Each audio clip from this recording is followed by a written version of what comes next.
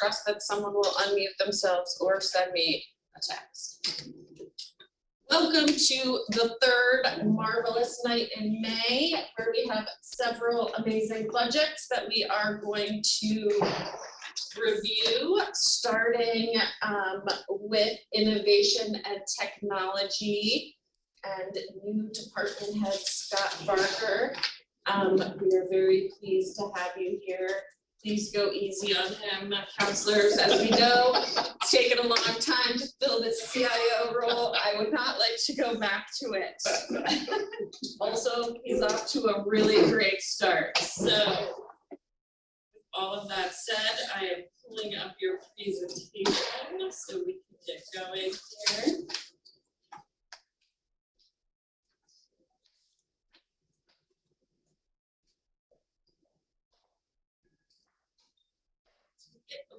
All right. Well, hello. Good evening, everyone. Again, my name is Scott Barker, the CIO, Chief Innovation Officer, and leading innovation and technology. Let's bounce to the first slide. We'll try to move through. So, I don't know. Is that just where our window is? That's probably not showing where their window is. But so, looking now at what we've come into in 2022 in terms of our staffing, we have 4 people on the technology team and 3 people on the innovation team, although one person on the innovation team is the one that's here, Pat Schmitz. Our senior GIS analyst and our asset management GIS coordinator are both open. We're actively interviewing for those positions right now. More than anything else, this team did yeoman's work in 2022, and there's great appreciation, not only by me, but I think from everybody in the city who we've been trying to support. And as you know, last 2 years with the pandemic, we have kind of done whatever it took to keep the business of the city moving, and everything kind of exploded out to make sure that could happen. What we really want to do now is kind of refocus on and make a renewed commitment to bring that technology in and making sure that we can get back to the fundamentals of what we need to do from a technology perspective. That's going to allow us to, as that last bullet point talks about, it's going to allow us to facilitate innovation across the city, not just in the innovation and technology department, but in BCA, in DPW, in Parks and Rec and water resources, everywhere, because we'll have a renewed focus and kind of bringing the technology back to the forefront in our world, we'll be able to facilitate a lot of innovation from the groups around. All right, so kind of how do we do that? 4 pieces. We're going to be partners in technology by providing the right technology at the right time for the right price. I think all those things are what we're all looking for there. Servants, Innovation Technology Group does all of the, or the vast majority of the technical support, technical service across the city. So we want to be servants to people, making sure that we can do effective, efficient service, make sure that the right technology is in the right hands. Any CIO that tells you that security isn't an issue is kind of crazy. If it's not number 1 on your list in technology, it better be number 2. And so for that reason, we keep that up there in terms of what we're focused on, and we'll be guardians of the city's data, cybersecurity, infrastructure, things like that. And then innovation, as we talked about before, innovation is all about how we leverage data, knowledge, creativity, and the relationships across the city to really bring innovative ideas to the forefront, make sure that they're happy, they can do it. So across the page, we're partners, servants, guardians, and ultimately we're ready to do what we need to do from an IT perspective. Looking ahead to this coming fiscal year, we're laying the groundwork and starting to build a roadmap, not only for 23, but what does 24 look like? What does 25 look like as we keep going? So we'll continue to modernize our fleet of computer resources. For city councilors who have machines in front of you that we provided, those are some of the newer machines, but really 30+% of the machines across the city are more than 5 years old. And in reality, those they're out of warranty. A lot of them, they become more susceptible to security breaches and breakdowns. So we want to make sure we do what we can to fix that. We're going to continue to focus on continuous improvement across all of the 4 sectors: technology, service, security, and innovation. And I have a nasty habit of leaving a room with a whiteboard in it with a little symbol of better, faster, less expensive in the corner. That's kind of the idea that we look at. How do we do everything we do? How do we do it a little bit better, do it a little bit faster, and then do it a little bit less expensively so we can make sure that we keep that virtuous circle going? we're going to initiate a project to move some critical networking equipment. We're going to replace some of our backbone technical infrastructure that's out of warranty. We're going to update that.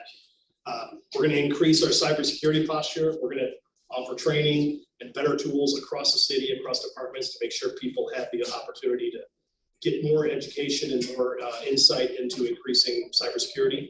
And then we're also going to find ways to leverage systems that we've bought over the course of the last couple of years, NeoGov, OpenGov, ViewWorks, all these different systems that we've purchased over the last couple of years. We're really going to be able to focus in this year and next year about how do we leverage those, again, to bring that innovation out of the different departments.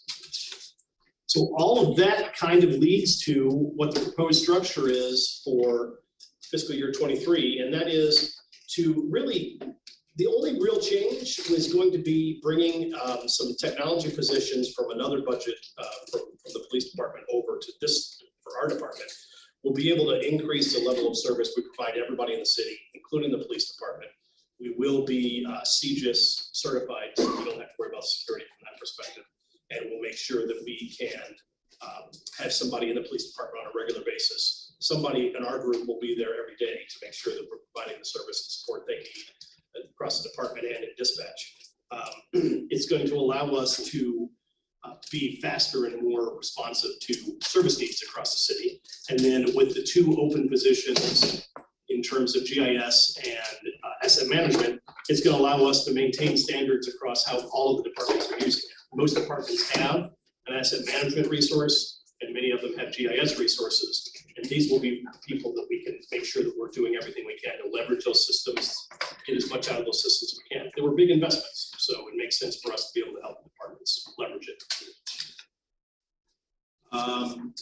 All of that kind of boils down to the following. Our fiscal year 23 budget looks a little bit bigger than it did in fiscal year 22, and the main reason for that are those two bullet points. We've really worked with Catherine and her team, Martha and her teams, to really centralize computer licensing and maintenance from across the city, bringing that into the innovation and technology budget. So we've got better insight into, are we buying things too many times? Are we leveraging systems the right way? And making sure that we're able to keep an eye on not only the budget, but how we're leveraging those. And then we talked about moving the two open IT support positions. Both of those should be, as they increase the innovation and technology budget, should be commensurate drops in the other budgets where all those pieces were originally sitting. So that is really it for us. I will open the floor to questions if anybody has any. Yes, Mr. Carpenter. What do you think is our sort of biggest gaps in technology? Biggest gap in technology? Yeah. Security is always a gap. I mean, it really doesn't matter how much we do to protect data security, cybersecurity. The bad guys are always faster and better funded than the good guys. So that is always, I would tell you that it's always a concern from a technology perspective. It's not that I have any reason to be overly concerned or more concerned than I would normally be, but it's always something that you look at. And other than that, I suspect I think our biggest thing we need to plug right now is the fact that, like I said, 30+% of our computers are 5 years or older. And the older a machine gets, the more susceptible it is to breakdowns, and the more susceptible it is to security because you can't patch it as well. Yeah, this is more of a comment, and Catherine's aware of this. We've been massaging data on property tax information, and her staff has done a fabulous job, but I still think there's another level to take it, including coordinating with GIS data. Mm-hmm. So I'm just tossing that out there because I think it's an important aspect for us to look at. It came front and center during the reappraisal discussion. So I just think the degree to which a lot of the data we already have could be better integrated. Right, and I totally agree with you, and that's really where you see those two positions for GIS and asset management. Those two things really intertwine very closely, and there's a ton of things that we can do with that to leverage those pieces of those systems, get information in them, and do data mining to do exactly what you're talking about. That's what those two positions are for. over, not to do the mining, but to work with the departments as they try to get the data in there and then try to get the data back out. Yeah. If you don't mind, Scott, I think Councilor Carpenter also gave us an opening for something that will be in a presentation I'm doing tomorrow. Okay. Which is potential ideas for how to spend down unassigned fund balance.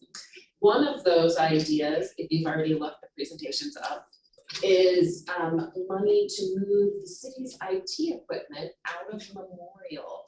And since you won't be here tomorrow night, I wonder if you could just spend a couple of moments talking about that, and Sure. then we'll also post your memo. Yeah,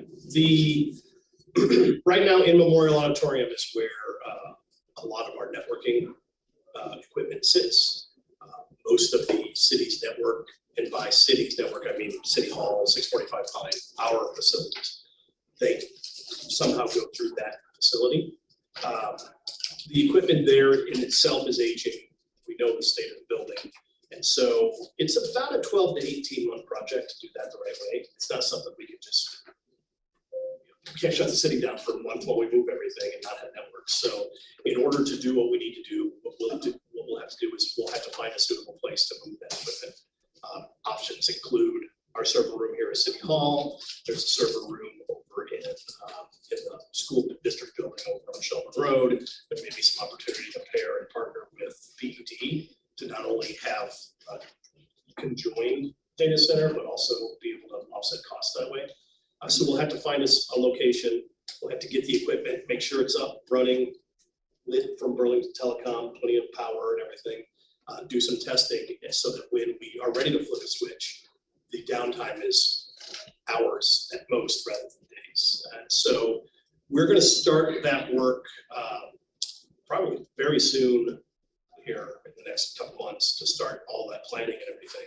And it takes a lot of planning to get to that point. And by the time we're done planning, we should be in a good shape to be able to flip that switch and move us over. We'll give ourselves a long-term security from a data infrastructure.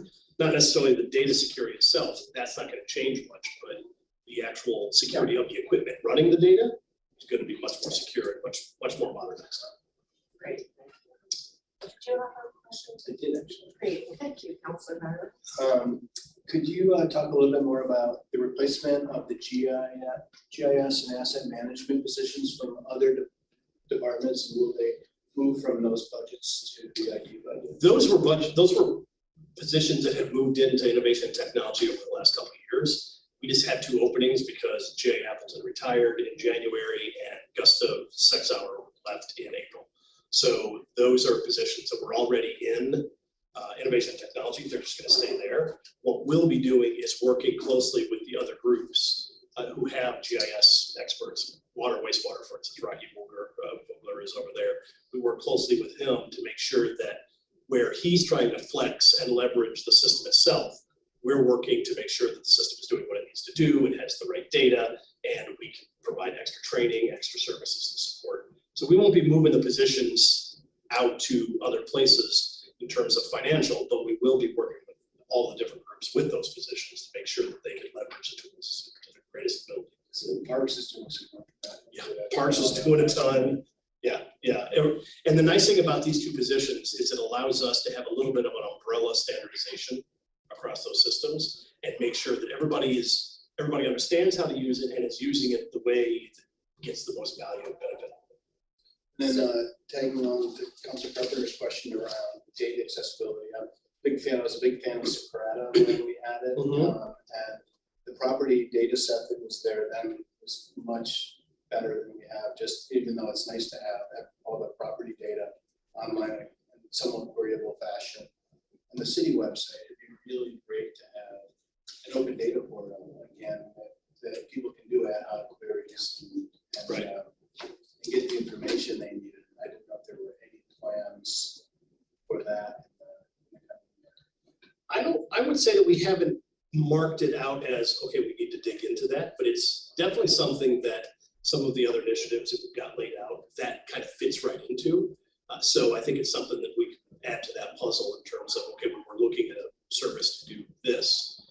How can we layer in other things? What other features does that application have? So Definitely. even suggest this, when counselors have questions about data, we take them to Catherine. Catherine calls Scott Duckworth. Yes. Say you're taking your most expensive resource in the IT department. He's running, basically Right. trying to answer questions Yep. that if we could self-serve or have someone more of a business analyst Right. run, it would be highly. I like it. I like it. I do think there's some opportunity there with that asset management. ViewWorks may very well be one of our answers for that, the asset management system, because it can slice and dice data incredibly deep. So that may be one of the opportunities we have. We can build out some layers that may help. So definitely something we look at. There's nothing in the way other than making sure we have the right system and have the right people on the other end use it. Could I, sorry, I know it's not my presentation, No, but jump this is since Scott's new and our. Could you just come up here so people can hear you? Thank you, Come on Meagan. down, Megan. Absolutely.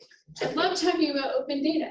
Since Scott's new and because our two departments have reorganized some positions in the last year, one of the responsibilities that came to planning was the maintenance of the open data portal. So we still do have an open data portal.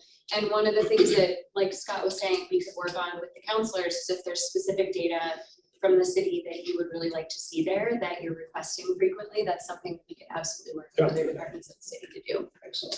Thanks. Thanks, Megan.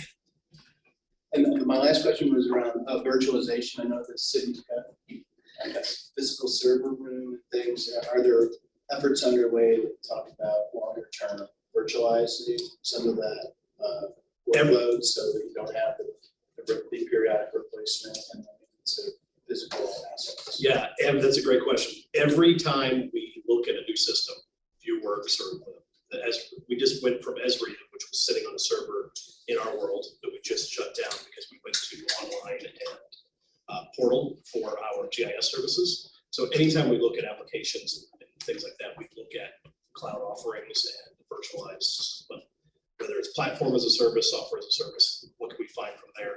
And we just started talking last week about long-term, what does virtualization at the desktop level look like? And is that a possibility where we can end up with more mobility and more security, but on something that we're doing from virtualized desktops? So you think it looks exactly like it looks right now when you work on your machine, but it's actually housed on a server somewhere. So we're looking at that as well. I think that's a longer term kind of ease into it gradually, where you don't want to, because you don't want to replace every computer in the system sitting with that too much money. But as we start to phase something like that. Yeah. Councilor McGee, did you have a question? I saw you turned on your camera. I did, yeah. I just had a quick question about the second line item in salaries and wages, the seasonal and temporary, that being zeroed out for FY23. And I was wondering what that covered last year and what is not being covered this year. We had, I want to say it was 60,000 in the budget for FY22 and didn't spend a dime of it. It's really it was for seasonal, it was for interns, and we didn't use it at all last year. And that was one of the options that we had, that we didn't use it last year. We think we can get away with not using it this year as well. So that's why it's zeroed out. Okay, thank you. Yeah. Okay, Councilor Jen. thank you. Thank you, Scott. And I'm glad that you're still laughing since you've been working for the city. That's great. It seems you're loving it. I'm so glad you're still here, Scott. Thank you. Two questions, and one of them is specific to the language access plan. I believe it's on your purview, and maybe you even know what I'm talking about. It is not. That is actually, save that question, Councilor Jen, because that is in CEDO's purview, and Brian Pine is going to be speaking shortly. Okay, wonderful. I will say that when the departments have initiatives like that, I'm sure innovation and technology will be hand in hand with them, making sure that we have the right tools, the right support to make it happen. But that one is not specifically in my world. Yeah, you mean that Brian Law used to be my go-to person. That's why it's still in my head. Understand. Yeah. And how about the equity report?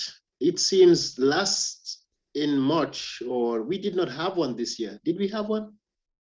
I think that is also in somebody else's purview.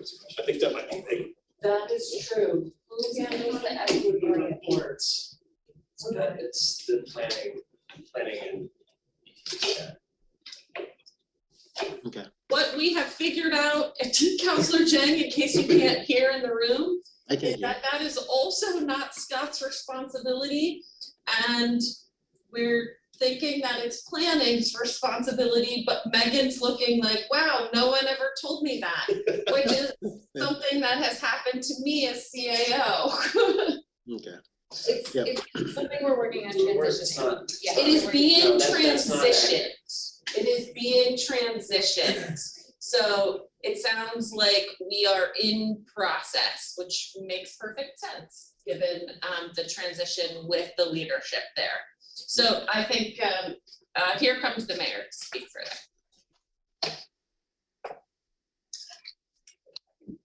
That last part is right. That's Great. it. Perfect. All right, any other questions? No, I mean, the one last question that I have is specific to, moving the equipments from that building, Memorial Auditorium. Do you think everything will be happening within a year in 2023 or sooner or later? It's possible that late budget year, fiscal year 2023 could happen, but in reality, it's probably early 2024, fiscal year 2024. A move of that magnitude is typically 12 to 18 months. We will do it as quickly as we can, but we have to do it as quickly as we can while still protecting not only data security, but the availability of the network to the city. So I would hesitate to say it's going to take 12 months or less. I think it's safer to say 12 to 18. All right, thank you so much.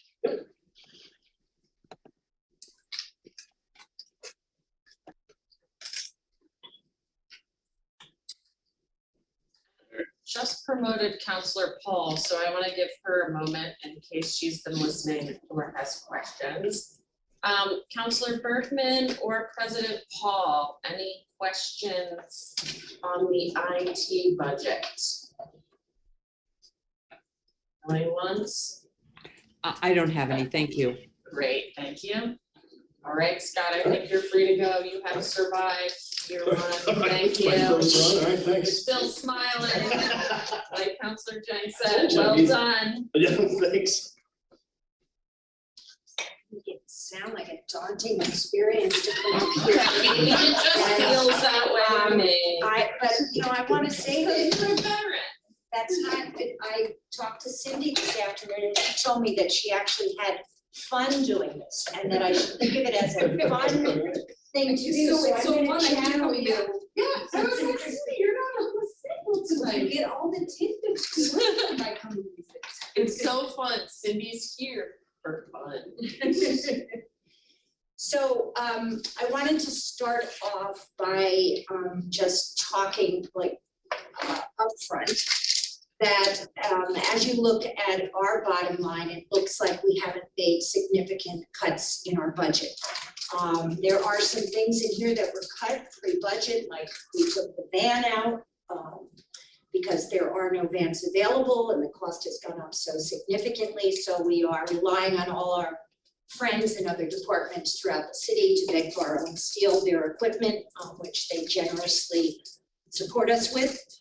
And then we actually have cut back our impact on the general fund, but really what we've done is significantly increased our philanthropy, our fundraising for the year. And we've had a very successful FY22. We're actually ahead of where we thought we'd be coming out of the pandemic. I think you'll see that in our numbers if you look at corporate giving. That was not a sector that we expected would come back as quickly. And so we'll be building on that success in FY23.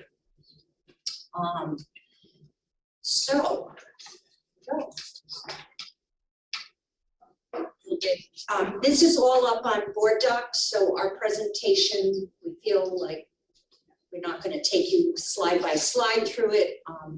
Hope that it really is a good snapshot of BCA and how we realize our mission as a department of the city of Burlington. So I wanna talk about, who's running the slides? Okay, could you keep going? Thank you. Yes. I'm just gonna keep going until we want to stop. Okay, here we go, top goals. So I think it's important to note here that we have in the last year really looked at coming out of the pandemic, living in the endemic, and how do we reshape what our goals are for this year, and also take a longer view. We used to look at a 5-year horizon. I think it's a wise thing to do, but really for this year, I think we're going to stick in the 3-year.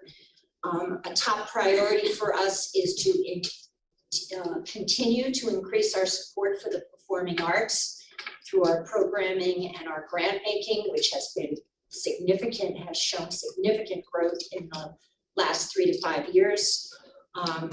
With the passage of the 1% for public art, I think that it is incumbent upon us to inventory the public art collection and to do a condition assessment so we map out this inventory and develop our maintenance priorities. This is a new piece of work, not in any of our job descriptions, so it's going to be quite a new large experience for us. We see that we are very quickly returning to pre-pandemic levels in education. We have the largest camp season with 98.7% of our camps sold out, which might sound like a really good thing, like people get excited and they say, oh, that's so marvelous.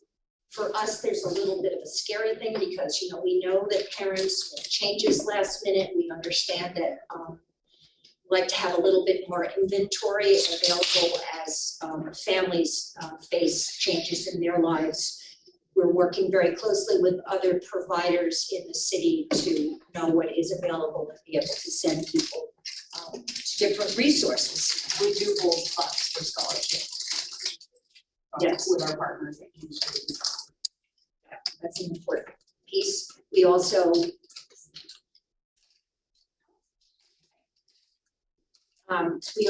as Sarah was saying, hold places for scholarship students and in particular work with the after-school programs, youth programs in the city.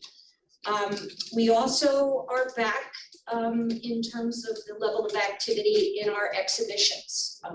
We're surpassing our numbers.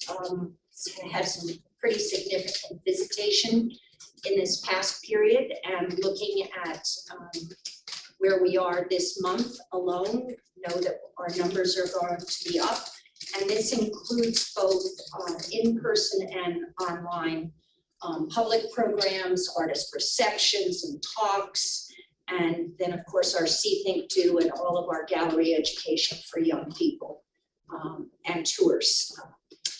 So, Sarah.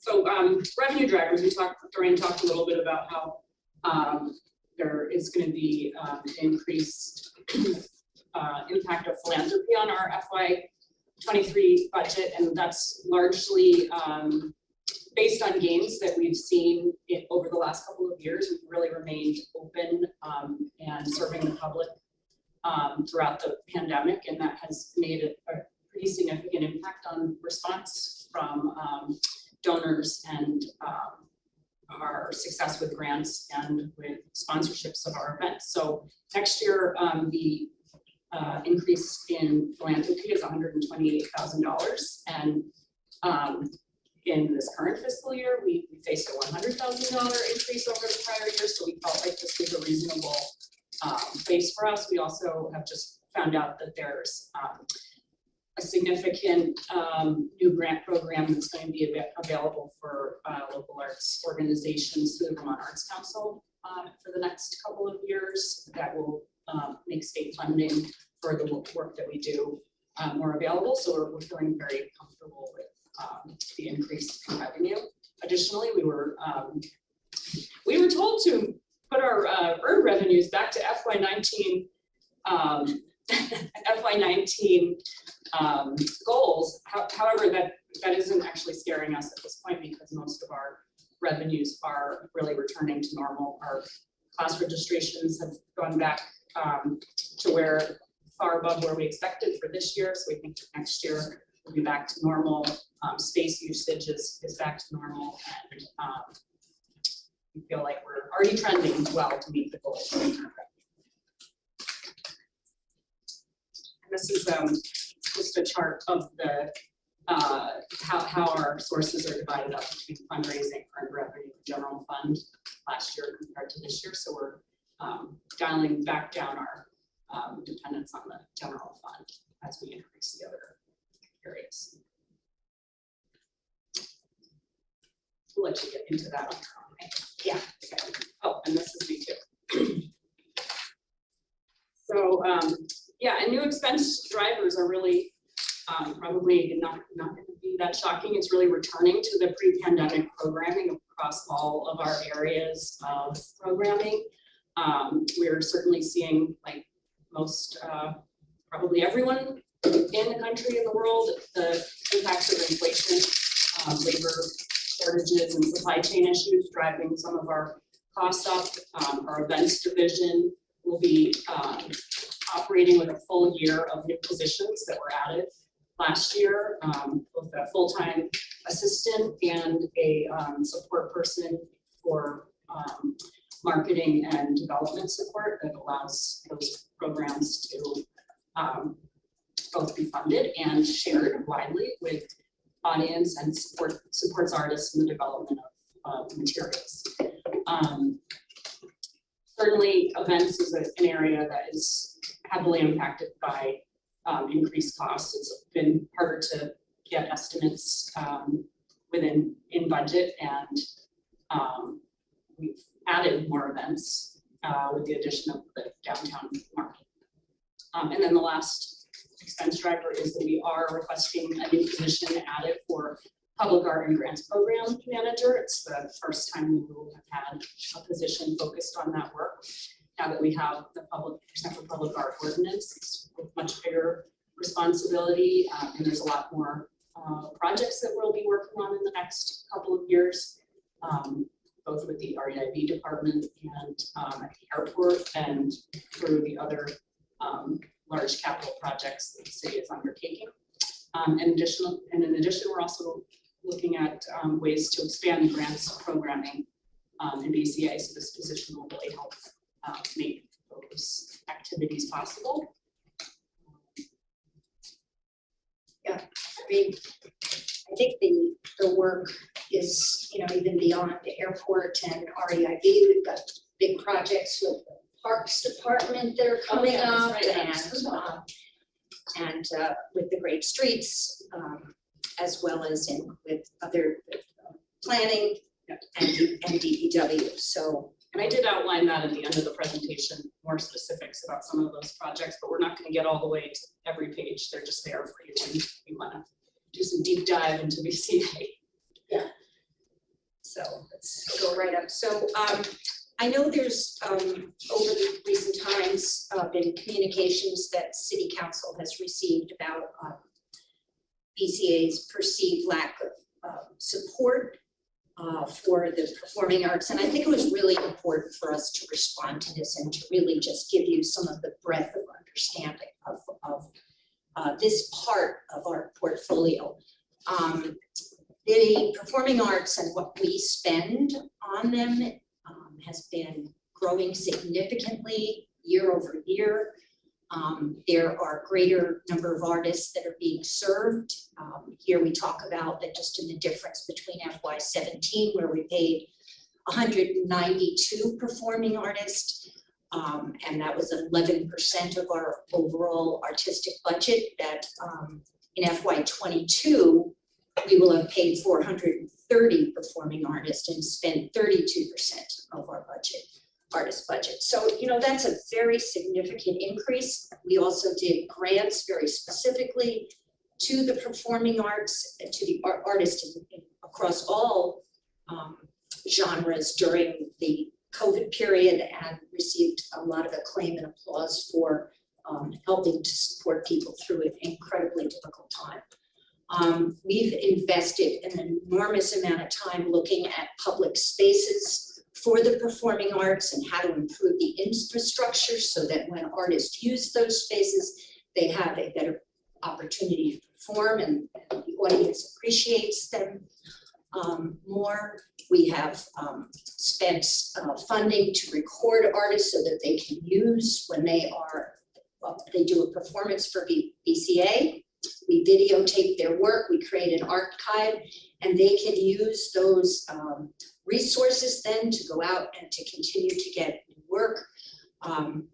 City Hall Park is just really one example of where we invested a tremendous amount in performance infrastructure, incredible new power access and data lines and tents, tie downs and sound and lighting inventory, and an opportunity for all kinds of spaces from small, standing on a small box and reading a poem to a 12-person band playing with an audience of 1,000, just spread out on the lawn and enjoying this great downtown. We've created and maintained a community sound system that's available to the general public, particularly musicians, for $25 a day for rental, and we're continuing to build this kind of inventory throughout the city, in partnership with all of the other cultural departments who have the same intentions.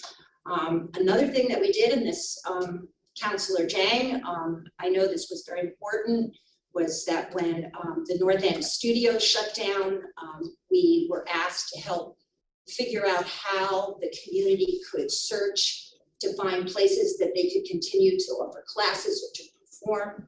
And we put together a searchable database of all of the community spaces throughout the city, and you can go in and find out who runs it, how much it is per hour, what facilities they have, what to access, and it continues to be updated as time goes on. And it's a tremendous resource that the whole community can use and that artists are incredibly appreciative of.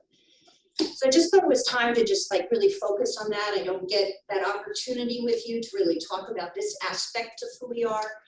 And given that we're in budget season and looking forward to this new year, I wanted to take the time.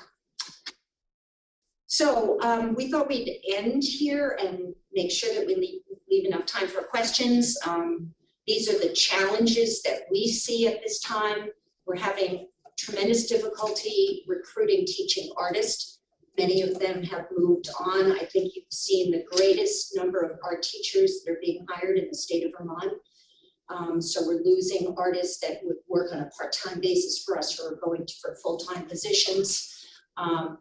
We've seen tremendous increase in the cost of goods and services, and we're trying to manage that in all of our program.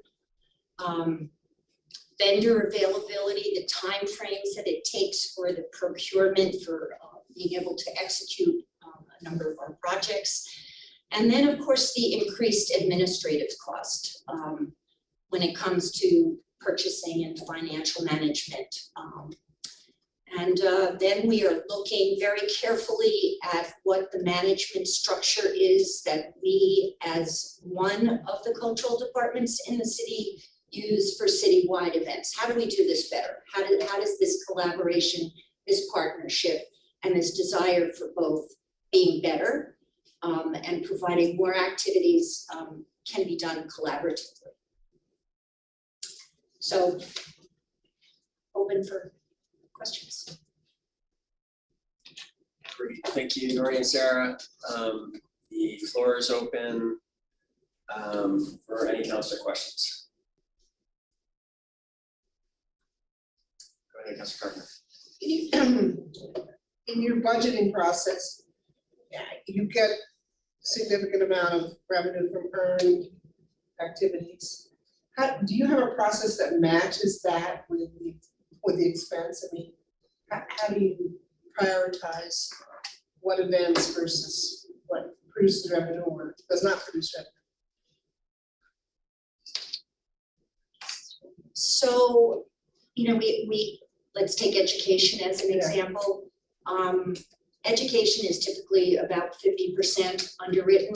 That's like the national Yeah. standard. Ours falls a little below that. And we always keep a very active scholarship program so that there's continual accessibility and so that we understand what the barriers are to engaging with our programs. I think we have looked at keeping costs minimal, whether it comes to a ticket for highlight. We don't actually have that many ticketed events. Most of our events are free. So if we have a certain amount of income through classes and workshops, and then mainly what we try to do is get a number of our programs underwritten so that we keep the cost more minimal. So is that in your earned income, the underwriting fees or Underwriting is in the fundraising. in the fundraising side? Yeah. Yeah, and like, for example, art sales is in earned income. We run a number of very active programs where we curate different spaces throughout the community. And when we sell work in those spaces, a percentage of that comes back to BCA. We actually have 17 different spaces right now. Some of them are more larger and more obvious, like the hospital. As you move through the hospital, you can see we have 5 different sites there. And it's probably, believe it or not, where we sell the most art. Who, in terms of your governance, who prioritizes, something you don't have enough money? How are those kind of decisions made? We have 2 boards, a city council and a mayor. So they sometimes have different priorities for us. The mayor always wins. No, I'm just kidding.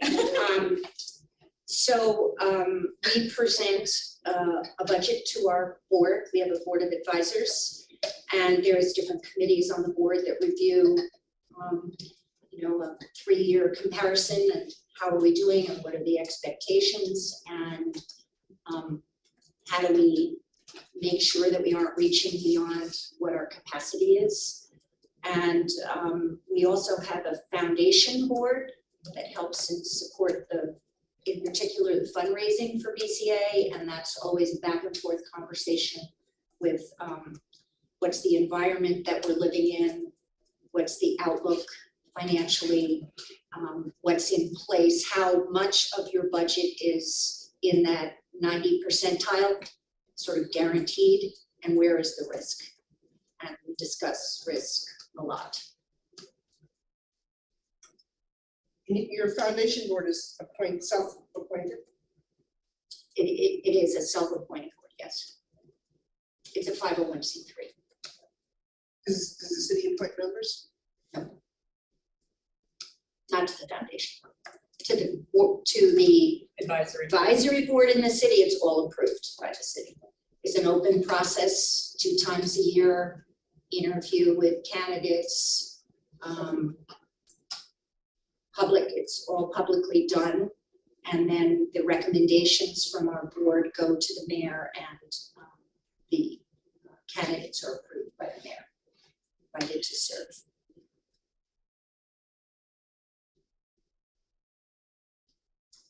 Councilor Bob? Thanks. I had a question about the private donation grants and sponsorships. Who does that work, and how has it been done? And I know that you have positions in the budget for the coming year to do some of that. Yeah, we have I would say one of the strongest development departments that we've had in many years. It's very professionalized. And we've got additional support for the first time to help with our corporate sponsorship and underwriting, because that is a very different kind of care and feeding system. And bringing donors back into underwriting festivals and events is a significant piece of our fundraising, so that's managed by the team. who actually does the fundraising is all of us. We look at the entire 18-member staff of BCA as part of fundraising, but we have, you know, essentially two FTEs in the department that focus year-round on fundraising. They're like our traffic managers. In the grant fund, the grant writing right now, is that with the same team and that someone to take that specific piece? This person coming on is not really a grant writer, it's really the management of the programs. Grant writing is done both by development. Sarah Katz here is one of our stars. Yeah, depends on which grant is being applied for as to which team members are engaged in grant writing. Yeah, multiple team members write grants. Usually the person who's the most familiar with the program works on that, and you know, we all chip in to help make sure that the components, they're usually pretty complex, and we make sure the components are all there as a development team, but other staff members participate too. Great, are there further questions online? Councilors online? Councilor Jay, go ahead. Couple of questions. Thank you, Doreen and Sarah, for the presentation. Thank you. And also thank you so much for the work that you have done to create that database. You know, it has been very helpful to a lot of people, especially when it was really needed. Thank you. I wanted to go to your organizational chart of 2023, right? And just try to understand the color coding that exists. So it seems all the pink are full-time employees, right? Some of them are volunteers in blue. Can you hear me, right? Okay. And there are a couple of colors such as the studio assistant, teaching artist, installation support, and gallery staff. What are those? Why they code it differently? The purple boxes are the temp seasonal positions, and the pink are the regular full-time, and then blue are volunteers. I don't know, we're very color oriented in our department. Yeah, that's good. That makes sense, you know, for your department. Yeah. Yes, and you know, you talked about a little bit the board seats, and it seems that you are a 501c organization that gives you the ability maybe to raise funds and all of that. And from my perspective, this is just an observation that it doesn't seem that the city council is somewhat involved with what's happening in BCA. It seems this organization was created, let's say, over 30 years now, or nearly 30 years. Do you see the need of creating a commission for the arts, maybe, and culture, you know, for the city of Burlington?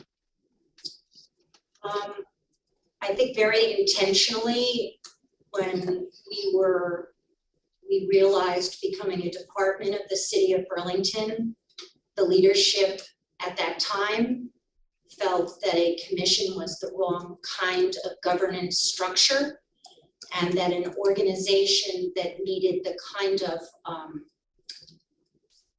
flexibility, if you will, as well as the types of programming and the engagement in such a large and broad community would be better served not by political appointments, but by a board that could represent the interests of the larger community and the kind of professional support that we needed, depending on the focus of the programs and activities of that time. And our board, just to speak to this, because I think it's really important, is that our board, even though it's advisory, it acts like a governing board. So everything that a regular 50c3 would do with a private nonprofit, our board sees as their responsibility in terms of reviewing and approving budgets, having committees in the key program areas, larger efforts like inclusion and belonging, and strategic planning and communications and marketing. And in addition to that advisory board, which currently is, we just voted on new members, it's currently 18 members. It also has members of the public who serve on some of those committees. So for example, our inclusion and belonging has 2 community members that are serving on that board. And it's on that committee, excuse me. And it's often a really great way for someone to get to know us better and to think about, is this an organization that I want to make a commitment to applying to be on the board? And we brought new board members in that way by their experience on one of the committees. Yes, and again, I do believe that if we have a board and those board seats basically don't have a term limit, or even if they have. No, they do. There are term limits for the board. There's a whole public process. It's on our website. And yeah, I'd be happy to share that, deeper with you. And there is a call twice a year to invite members of the public to come to put in an application. And we always stress where the areas of greatest need are, so that we try to attract individuals who can support us in those arenas. Yeah, thank you. Yes, thank you for. And I will share that with you all, Councillor Jen. Please, yes, thank you. And I feel like it seems that you're making some efforts here. This year, at least I have heard that there will be increase in, funding more the performing arts. And, when you look at the organizational chart as well, you'll see that, most of these positions are just focusing on, exhibits, on galleries, but not the performing arts. And also, this is what I'm hearing from the artists in the city of Burlington. Yes, you are providing some funds for, artists through the community grants, but also most artists do not access those funds. Sometimes they run out, right?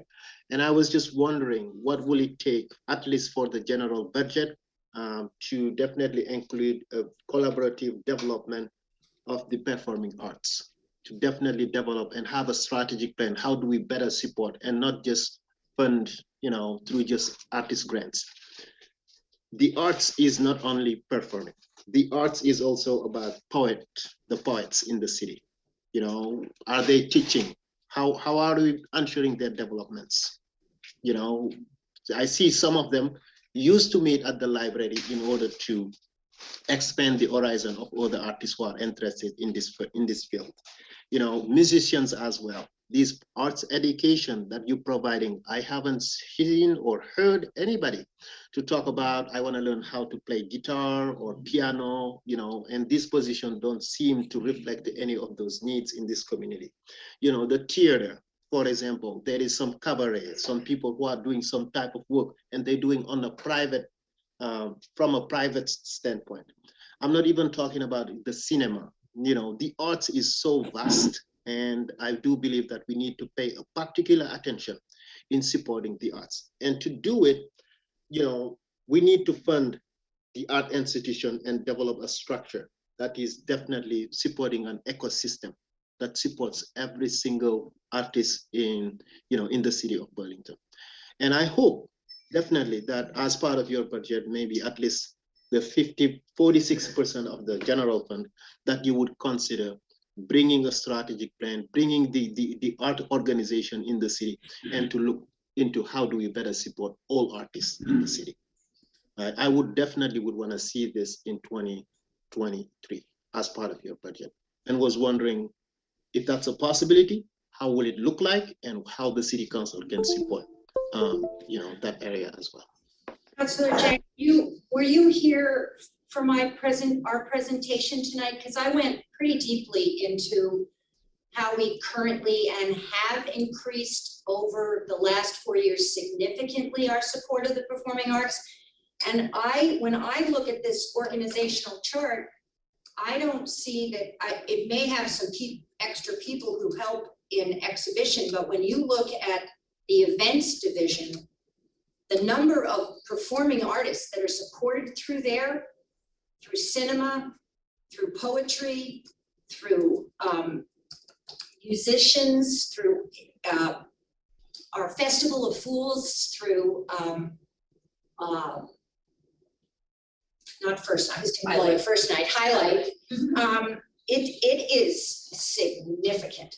It is significant. And so, yes, I mean, I have a commitment, we have a commitment as a department of the city to 100% represent and to support all art forms and all mediums. But we also do this in an ecology of understanding what else is happening in the community. So the Flynn and the chamber music and all of the other organizations, of which there are 53 art organizations in Burlington, we gather and talk and work through things that we collectively do together and where somebody has strength and where they need support. And we know we can't do everything. We absolutely, do our best, but we have to do this in partnership with the rest of the organizations and individuals who have strengths and bring great versatility and offerings to the community. But I hear your point. Councilor Jang, I hope that at least starts to answer your question. We got a couple other questions and we're getting late on time. I do know that Doreen and Sarah, when this kind of interest has come up in the past, have worked very hard with councilors to address any concerns there are. I'm sure we could have offline conversations as well if we would like to discuss more. We're gonna go to, do you have another question or is that what you had for now, Councilor Jang? I mean, yes, I do, but I will basically just circle back about, an interest to look into this further. Thank you for the invitation. Okay, excellent. Councilor, President Paul, and then Councilor Bergman. Okay, thanks. Actually, I think Gene had his hand up first, but that's okay. I have just a quick question, which is really a follow-up to the question that Councilor Jang had asked. And it was my impression that on the the advisory board that you have, or the board that you have, that there are members of that board who are appointed in perpetuity, that they have been given seats in perpetuity. Is that not the case? Because that's what my understanding was, is that there are 4 or 5 members of the board that have been there at least as long as I can remember. And I thought that that was the case. So is that not the case, that there is no one who has served on your board for, say, more than, I don't know, 4 terms, or and forgive me, I don't know how long the term is. The terms are 3 years. There can be 3-year terms, and after that, there is a special class that is approved each year by the board, which allows a person to serve another year. Okay, and so there are 5 people in that class right now, and in September there will be 2 people in that class. Okay, so of the 5 people, 3 of them have served their 10 years. Yes. And need to get off the board. Now, is there a rule that you have that they have to get off for 1 year and then could continue to come back on? Yes. They would have to reapply. Right. Through Okay. application. So I think that might be where I have the confusion, because it appears to me that I sometimes see the same names for long periods of time. And I think that's maybe where I had gotten the impression that they were being appointed in perpetuity. But that's my mistake. Okay, thank you. Thank you, and thanks for all your good work. Thank you.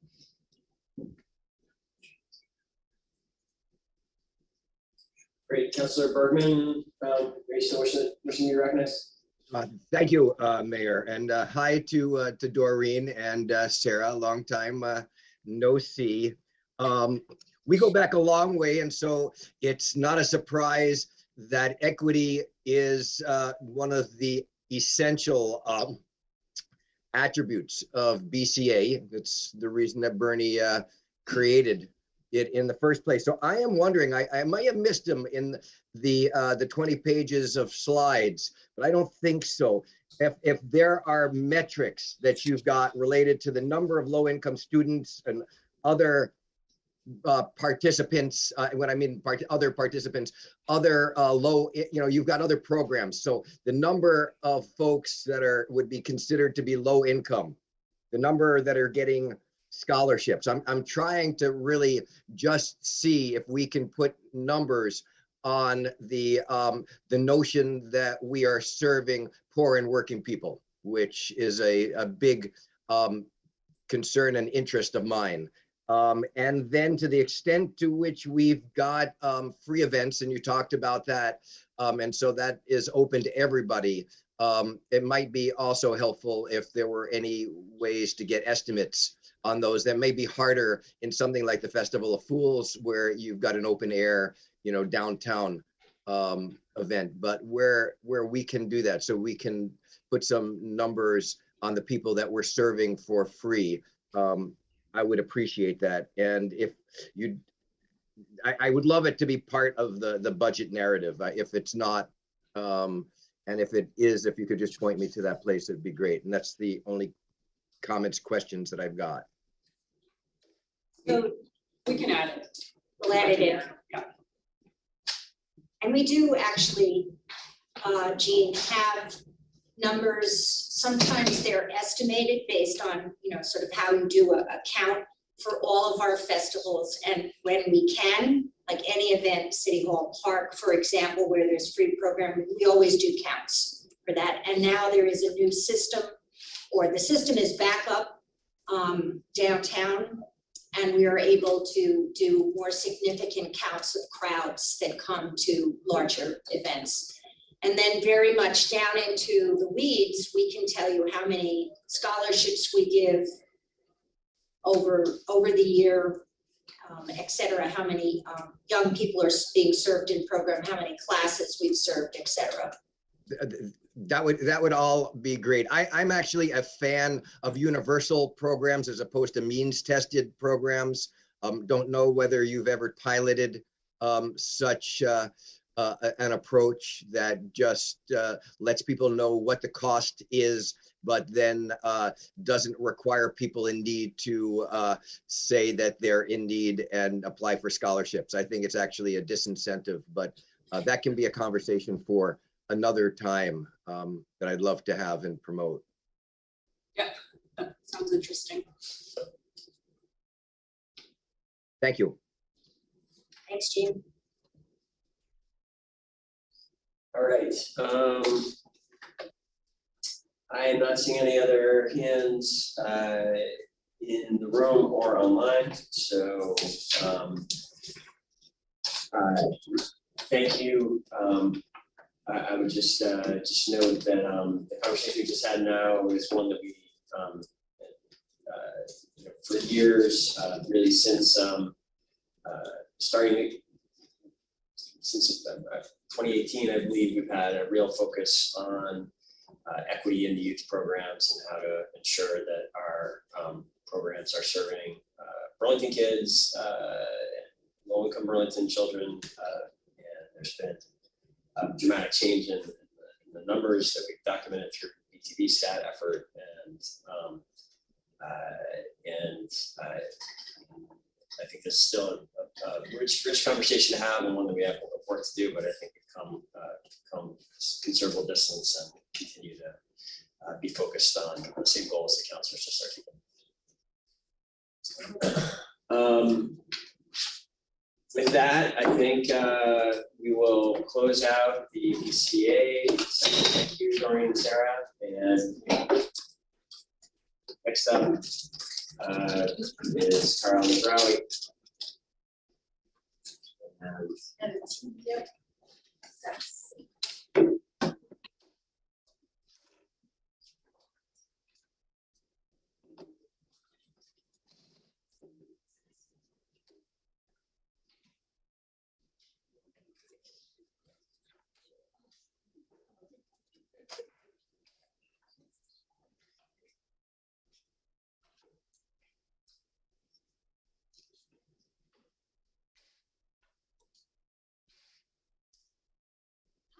So, Welcome. thanks. Tonight is not my first budget presentation, but my first budget presentation to fully encompass essentially the work that my team and I have been doing for a little over 2 years now. We are codifying this under the title Department of Business and Workforce Development.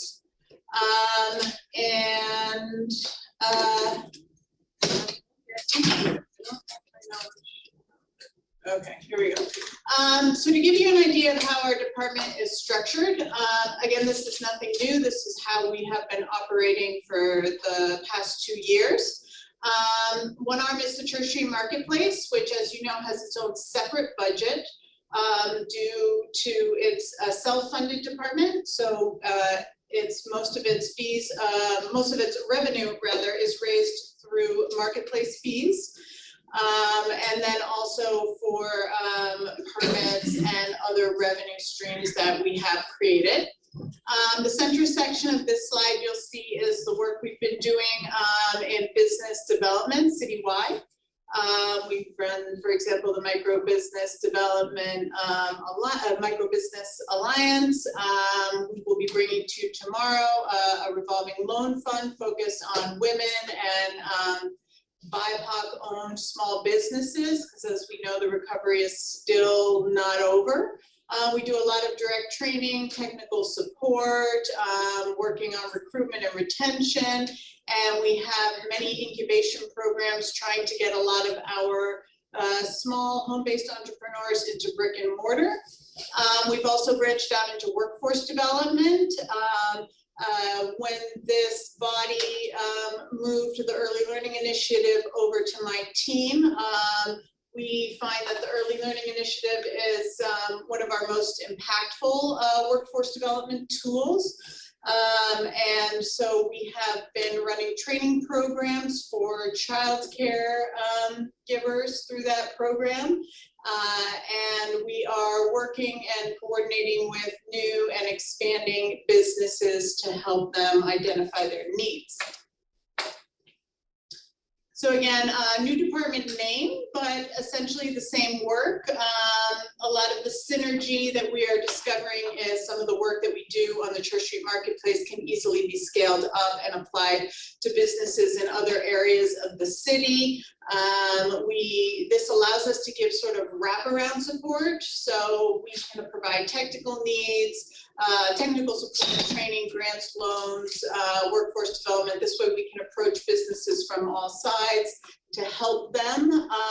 The team is also still, along with Catherine's office, managing the ARPA funds and managing the oversight of a lot of the projects that have already been approved by this body, and working on community engagement. And after our EIB was formed, we definitely learned through our trainings to try and tailor a lot of our support and offerings to meet the needs of a lot of our diverse business owners.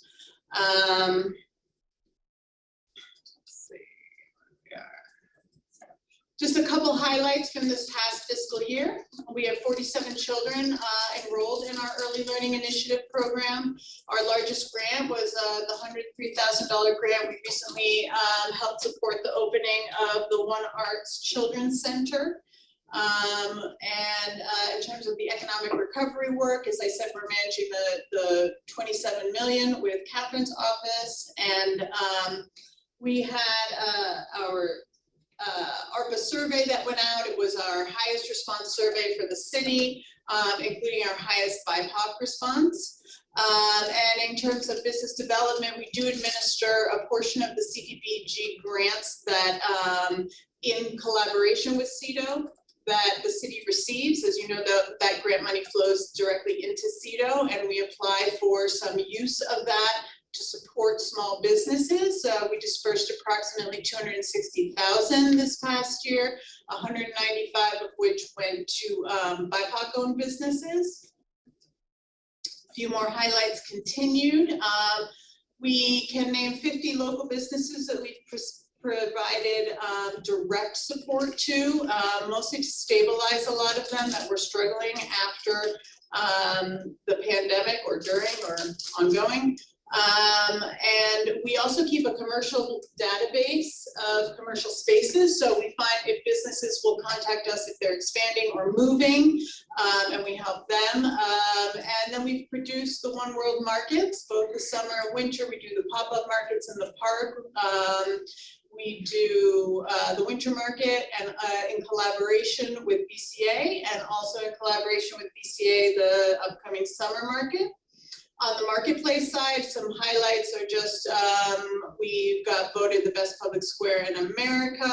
We've hosted over 30 events, and we're happy to say that 85% of the businesses reported this past holiday season, after their first quarter was done and they filed their taxes, they could really take a look at their holiday season, and they reported that they were back to pre-pandemic levels of sales, which is a great indicator. Structure of the department, I won't get into all of these, you can see them online.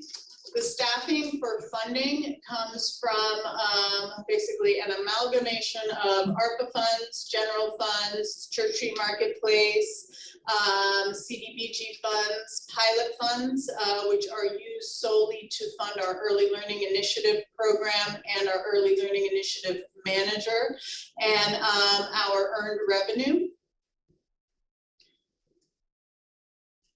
And then highlights for the marketplace for fiscal year 23. Still planning to host at least 30 events or more. We've revamped our cart vendor program to provide some training and mentorship matching so that businesses that have been successful, as you all know, Skinny Pancake and Hong's Dumplings were all carts on the marketplace that are now fairly successful brick and mortar locations. So we're having them mentor some of our new cart vendors in the hopes that we can use this as an incubator feeder program. We are supporting BIPOC business owners looking to operate on the marketplace. Right now we have placed 3 BIPOC business owners in our downtown, which is new for many of you who may or probably know this. The majority of downtown and Church Street Marketplace business owners are white and not part of our minority community. And we're working to diversify the business owners that are in our downtown. As we work closely with the Howard Center and the various branches of the police to work on safety and security. We work with, I guess what I'm trying to show here is our interdepartmental approach to work with DPW on parking concerns. And we are looking forward to launching a new website and marketing efforts to drive more tourism. Thank you. Have control now. What to expect in the coming fiscal year for business development. We have technical support, including classes, loan education, marketing targeted towards BIPOC and women-owned businesses. Along with Burlington City Arts, we're hosting 18 weeks, 18 Saturdays of the summer market and 4 weeks of the winter market. And we work with the Old North End Arts of Business group to produce the One World markets with them. And we use all of those to highlight a lot of businesses that are home-based, that don't have access to the type of customer base that you might have in the downtown. It allows them more exposure than they normally have. And through our Love Burlington marketing arm, which is a website and an Instagram account, we're able to promote the small locally owned businesses off of Church Street to give them more of a highlight than they're normally used to. We are using a small business revolving loan fund, which we'll be discussing tomorrow in our ARPA discussion in a little more detail. And through real estate and business recruitment and retention, those programs we are working on to expand in fiscal year 23. More In terms of the ELI program, we really do view this as one of our most impactful workforce development programs. In terms of, we do speak in our intake with all the families, we found that 82% of the families that use this program would not be able to work without ELI funding. So we are having a direct impact on increasing available workforce out there. We are looking to expand our childcare provider partnerships, recognizing that we do have, due to the labor shortage, we are fearful that some childcare providers may be taking in fewer children, and to keep our numbers up and to be able to allow these parents to go back to the workforce. So we are going to increase the number of childcare providers that we work with. We only work with high quality providers, so 4 and 5 stars on the state system. We're continuing to structure individual grants as needed. As the landscape for childcare changes, I believe the state is changing their approach and the federal government is changing their approach. We're hoping this might free up more funds for us to, in the new fiscal year, study the gaps that the state's universal pre-K program has, so that we are finding that some families, once they age out of ELI scholarships, they have to leave the workforce until their children are of school age. So we're hoping to fill that gap as well. And we'll continue to run our training programs, which are social and emotional training for children, childcare providers rather. And it matches the Burlington school system social and emotional training, so that the children in our care system have a continuity of care. And we're planning to launch 2 more workforce training programs. This is the Church Street Marketplace budget. The gap in this budget was, I don't know if we want to address it. So the gap I left in these 2 pie charts was because, as you know, I don't draw on the general fund for the Church Street Marketplace, and I'm trying to leave some room for possible labor cost increase based on our COLA negotiations. Yes, Catherine's nodding. And you can see the revenue structure broken down. Not much of this has changed in terms of the breakdowns. We are finding new revenue streams, however, and we have a good pitch deck knowing that if a local business does advertise on the street, we track the foot traffic on the street and we can price it, letting them know how much additional visual engagement that they do get if they're on the street. The workforce and business development budget includes ELI. ELI is all pilot funds. Previously, I had worked under the title of Business Support and Economic Recovery, but also had a separate budget, separate from the Church Street Marketplace. And this budget, it involves a $210,000 decrease in our draw on the general funds, while still trying to expand our programs. And as I said before, funding, staff is funded from a very diverse pool of funds. And that's it. In the interest of keeping it short. Great, the floor is open to councilors for questions. Councilor Bergman, go ahead. Thank you. And I just want to first say how much I have appreciated working with Cara and Will on the North Winooski Avenue corridor issue. I really, really appreciate that. And I think that the work that Will is doing out on the street with businesses is really, really important and really good.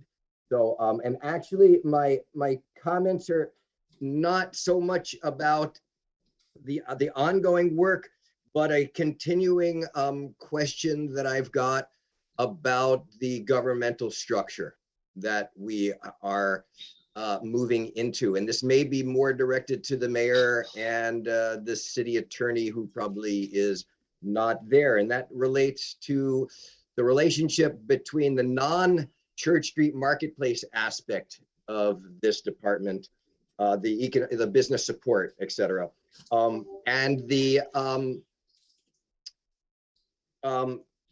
CEDO charter that we've got. So I am just really confused about the authority to take functions from CEDO and bring them over to a new department. And perhaps there's a charter change that I should be expecting as the chair of the Charter Change Committee, and would welcome cleaning this up and making this really clear. But, you know, I believe that CEDO is also got some workforce development work. I've mentioned a little bit of this with Jillian, or she has actually chatted with me a little bit about it.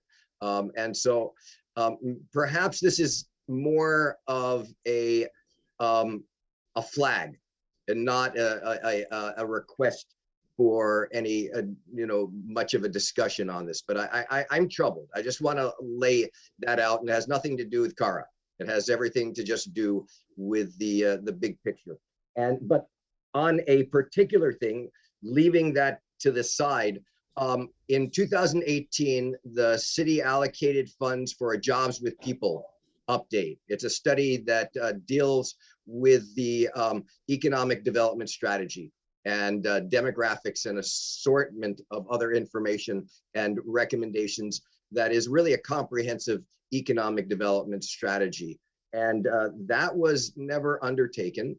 And I've very much interested in getting an updated Jobs with People report. When I have inquired with CEDO, which was the first place that I thought to go, it was not clear what department was supposed to be engaging on that. And so I'm using this as the first opportunity. I don't know what department, REIB, CEDO, this business support, it does sort of blend in with my problems with the governmental structure that we are evolving or devolving into. So can somebody there, maybe it's not Cara, talk to me about Jobs with People, jobs and people? Thank you, Councilor Burke. I'd be happy to speak to everything you just Thank you. raised, although perhaps, as you suggest, some of it, this may be initial conversation in some aspects. I'll speak to Jobs and People first. You are correct that we did budget $25,000 for a Jobs and People study. I believe for the first time in the, I may not be quite right about this, but I think it was a FY19 budget. There were two things that happened that delayed that work from starting. One was a transition within CEDO leadership, and then secondly was the onset of the pandemic and the kind of cessation of a lot of non-essential activities. Director, I was not aware you had been raising questions about this, Councilor Bergman, but my mind was on this as well. Councilor Pine and I actually have discussed this this week, and you will see tomorrow night in the, I believe it's tomorrow night, we have a review of several one-time money expended areas of the budget, the ARPA spending, as well as our unassigned fund balance spending, as well as our it's actually three different areas. We are proposing taking things out of our assigned fund balances and updating that. All this creates potential for quite a bit of one-time investment capacity, and we will be proposing adding to the initial $25,000 another $75,000 to give CEDO up to $100,000 to conduct this Jobs and People study. I think this is critical. I think it's, in some ways, maybe it's fortuitous that this delay has happened, and that I think a report right now, post-pandemic, grappling with what the pandemic has done to the economy and changed the nature of work, may result in a very different kind of roadmap for the future than we would have done perhaps before the pandemic. And I'm really eager to see what a good team can come up with to help us rethink, what does the economy of Burlington look like? We after going through the traumatic events the last couple of years, we were already one area that I never really fully understood about our economy, that surprised me, frankly, was the softness over the last decade of our office market, despite the fact that many downtowns across the country have had a fairly thriving office market in recent decades. Ours really hasn't been that, and that always bothered me and felt like something maybe the city could intervene in a new way and have an impact on. That is even more a question now. We've seen a further softening of that market since the pandemic. I think it really does raise the question, what are the jobs of the future in Burlington going to be? And that's my understanding of what a report like this will create. So I think we're very much aligned there. I hope you find that a satisfying response, and Councilor can speak to it further if you have further questions when he does his presentation. With respect to this new department, and I did note, and you telegraphed, and I appreciate it, that you would be asking this question. I think this is an entirely fair question, and I appreciate it, and I appreciate the sentiment with this offered, and I appreciate the willingness to consider a charter change if that's necessary.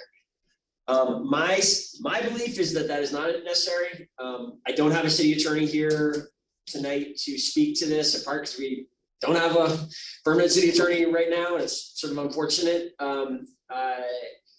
And so we may, I'm not sure how much more I will be able to provide to you before the vote on the budget. And let me be clear, I do think we cannot create this new department just by mayoral fiat.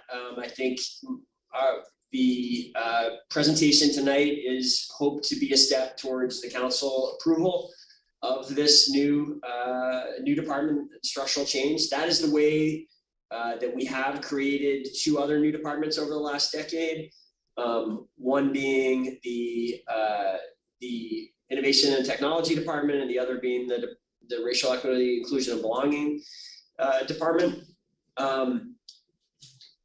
So we have, at least through Eileen's time, that has been the way we have made these significant structural changes to the government based on mayoral recommendation and council approval.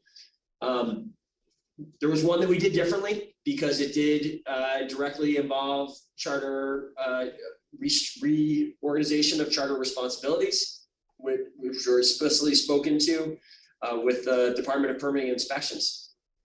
And I do appreciate that you certainly are raising a fair point that there is some language in the charter already about economic development and the authority of CEDO to work on that. Our read, and again, this is a little bit of the mayor playing a lawyer, since I don't have the city attorney here to speak to it, but I do not see the language in the charter as being, it certainly says that CEDO has the authority to work on economic development. It does not have language that suggests to me that is supposed to be exclusive authority of CEDO, that no one else in the city is to work on economic development or workforce development issues. Moreover, and I recognize that you carved out in your question the Church Street Marketplace, but I think it's an important point that the charter explicitly recognizes that there is, further kind of reinforcing the idea that wasn't meant to be an exclusive ability to work on economic development, is the fact that the charter, that there is this other city department, the Church Street Marketplace, that has certainly done economic development activities throughout its 40-year existence. And frankly, part of what has led to us bringing forward this proposal is that the fact that more than one department has worked on economic development issues over time, I have long found to be a source of some, there'd be some gaps and there'd be some lack of clarity as to who would do what and some missed opportunities. And those, during the pandemic, we couldn't afford those missed opportunities. We needed to be really communicating and supporting very extensively the business community to help them survive. You know, it was really a matter of survival for businesses in this community that they get that kind of support, and we made these changes. And from my perspective, they worked. I think we are doing, you know, I can only speak to the last decade, but I really feel strongly that we are doing a better job supporting and serving our businesses than we have ever done during my time in this office. And that's why I want to codify it and make it permanent. I do think this is a question of interpretation. Certainly if there was, you know, a majority of the council that really was uncomfortable with this approach and felt differently and wanted to take it through a charter change, you know, let's keep talking about that. I do see that as a significant, you know, I've made my case, basically. I've laid this out to you. I think let's not bog down the whole evening and debating it further tonight at length. Maybe if you want to have any reaction, I'm not cutting that off, but I would say we have a month to pass the budget, and I would welcome, I know you and I have some meetings coming up. I'd welcome the ability to talk further with you about how we get to a meeting of the minds on this. I welcome the opportunity. I will not bog down. The emergency is over, and the time to get clarity is at hand with regard to this. And I would be open to a conversation, and I reckon that I will accept your invitation to talk with my fellow counselors about this, as well as your invitation to keep talking about this. My goal is to make sure that we're doing the right thing going forward, and there's no reason why we can't chew gum and walk at the same time. So thanks for the explanation, and I have no other questions or comments regarding this important endeavor that we have. Excellent. Thank you, Councilor Bergman. And again, I appreciate the spirit and the opportunity to have a good, fulsome conversation about this. Are there? I don't have the. Sorry, I didn't mean to cut you out of that. No, you don't, you don't have to at all. speak.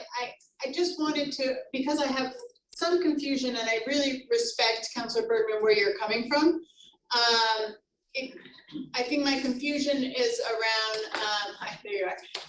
My confusion is around that this body and the full council voted unanimously several years ago to reorg all of the business economic development work onto my team. And they also voted unanimously, this body and council, to reorg all the ELI program under me. So just to add, that adds a layer of complexity for me, that I just wanted to be clear that it wasn't that this came out of nowhere. This was, I have given presentations and come to Board of Finance and Council and had votes to have this reorganization, including votes that our current CEDO director voted for. So I'm just, that's all, expressing my confusion.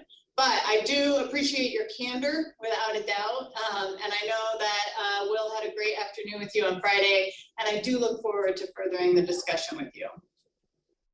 I will pass up the opportunity to pontificate about the differences between actions taken during a national and international emergency and the status that we are in now, and look forward to a conversation, because I think we all have the same interest, which is to have a vibrant economic development office and strategy and activities and make sure that all of our businesses are and workers are well supported. So I look forward to continuing to have this conversation.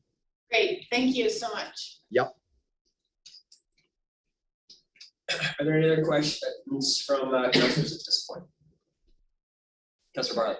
Thank you. Thank you for the important work you do. I had questions about the business recruitment and retention efforts. Yes. We've seen, as the mayor pointed out, softening in the office market.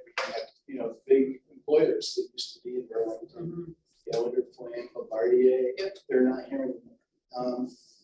And we've seen even some of the retail, so Mirabelle's leave, LL Bean's leaving. They have their new store in Williston, and I'm wondering if there's part of your effort would be to attract businesses, small, maybe regional, international, to the downtown. We need those sort of anchor businesses, and is there any effort there? Is there any program in your budget in the coming year to sort of undertake that? Yeah, there definitely is, and I would love to undertake that. I think a large portion of that doesn't need actual funding. I think that involves staff time. So I think where you see those funds is you see them in staff time. I have, for example, well, let me back up. Yes, I do think we have a soft office market. I don't think this whole work from home stance has helped that. Gallagher Flynn, my accountant is now in Colchester in one of those industrial parks. My personal opinion is that Burlington, its office market, the way it's set up, should be attracting some different sorts of businesses. So I have had a couple meetings with Hula as they're at full occupancy, and as they, so to speak, push some of these smaller businesses out of the nest where these businesses want to expand, they don't have the space within Hula. We are orchestrating a warm handoff to Burlington. Now Hula themselves, they're interested in keeping these businesses within Chittenden County or, at least the state of Vermont, especially because of the way their investment fund is structured. And we want to make sure that first we're there with Burlington. And we've spoken to some of these businesses that are looking to leave, are struggling in terms of workforce, looking for basic coders, which I think we're producing at a high rate from Champlain College. So some of those could be retained. We keep a database, and I work with property owners about spaces that are available. So those are the pieces that I would put together in terms of recruitment and retaining. We did speak with for example, the Coffee Cup facility, which is quite a large facility, which is still vacant. We got pretty far. Burlington was chosen as one of the 3 finalists for a tech company that, for lack of a better description, splits chips into very fine, and that's as far as my knowledge went. And they ended up taking a space in Texas, but we are communicating with them. And when we're struggling to answer some of their questions, we have a good communication with GBIC to try and loop them in and their expertise in the larger regional area. I do think I see more businesses coming to town that are smaller, that are tech focused. We obviously have a little aviation niche right now that I think needs to be supported. We definitely have a niche in medical technology, whether that was started with IDX or not, and I think that needs to be supported as well. So those sort of outreach recruitment efforts, from my perspective, need sort of a multifaceted approach. But do you have money in your budget for the coming year to sort of support that activity of staff? Yes, of staff availability. My other question was around, and it came up in the mayor's bagel meeting this morning. It's like Church Street, there are a number of businesses that are still operating under sort of limited hours, limited days. And is there anything in the business and workforce development effort that you have to sort of address the marketplace specifically, but Yeah, growing. I mean, I'll be candid, the tight labor market is almost unbearable for most of us, including the city of Burlington. The limited hours are completely and solely related to the tight labor market. I'm hoping that now that final exams are over, we might have some more of our university students that are available to work for the summer hours. We have worked with UVM and connecting them in terms of they do run a job fair and making sure that the marketplace businesses are at the job fair and linking them. The tight labor market, I read about constantly. I don't have a solution for it. I'll be frank about that. But there are resources in the upcoming budget to continue that work around. Definitely. Around connecting. Connecting, with the yeah. local. And again, you'll see, and aside from the ELI pilot, so ELI is a lot of funds outgoing, right? It's grants and scholarships. But you'll see that for the rest of the business workforce development budget, it's staff heavy. And for example, I am looking to, I have in the budget someone who would be an assistant to Will to do some of the, I think Will spend some time on outreach that is very time intensive, and he has a great policy mind, and I'd like to move him into that more. So trying to restructure through staffing so that we can develop more policies to address these issues, which are critical and not going away. Yeah.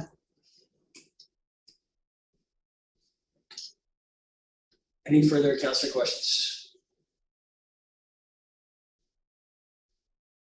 Okay, seeing none, we will close out this section. Thank you very much, Cara.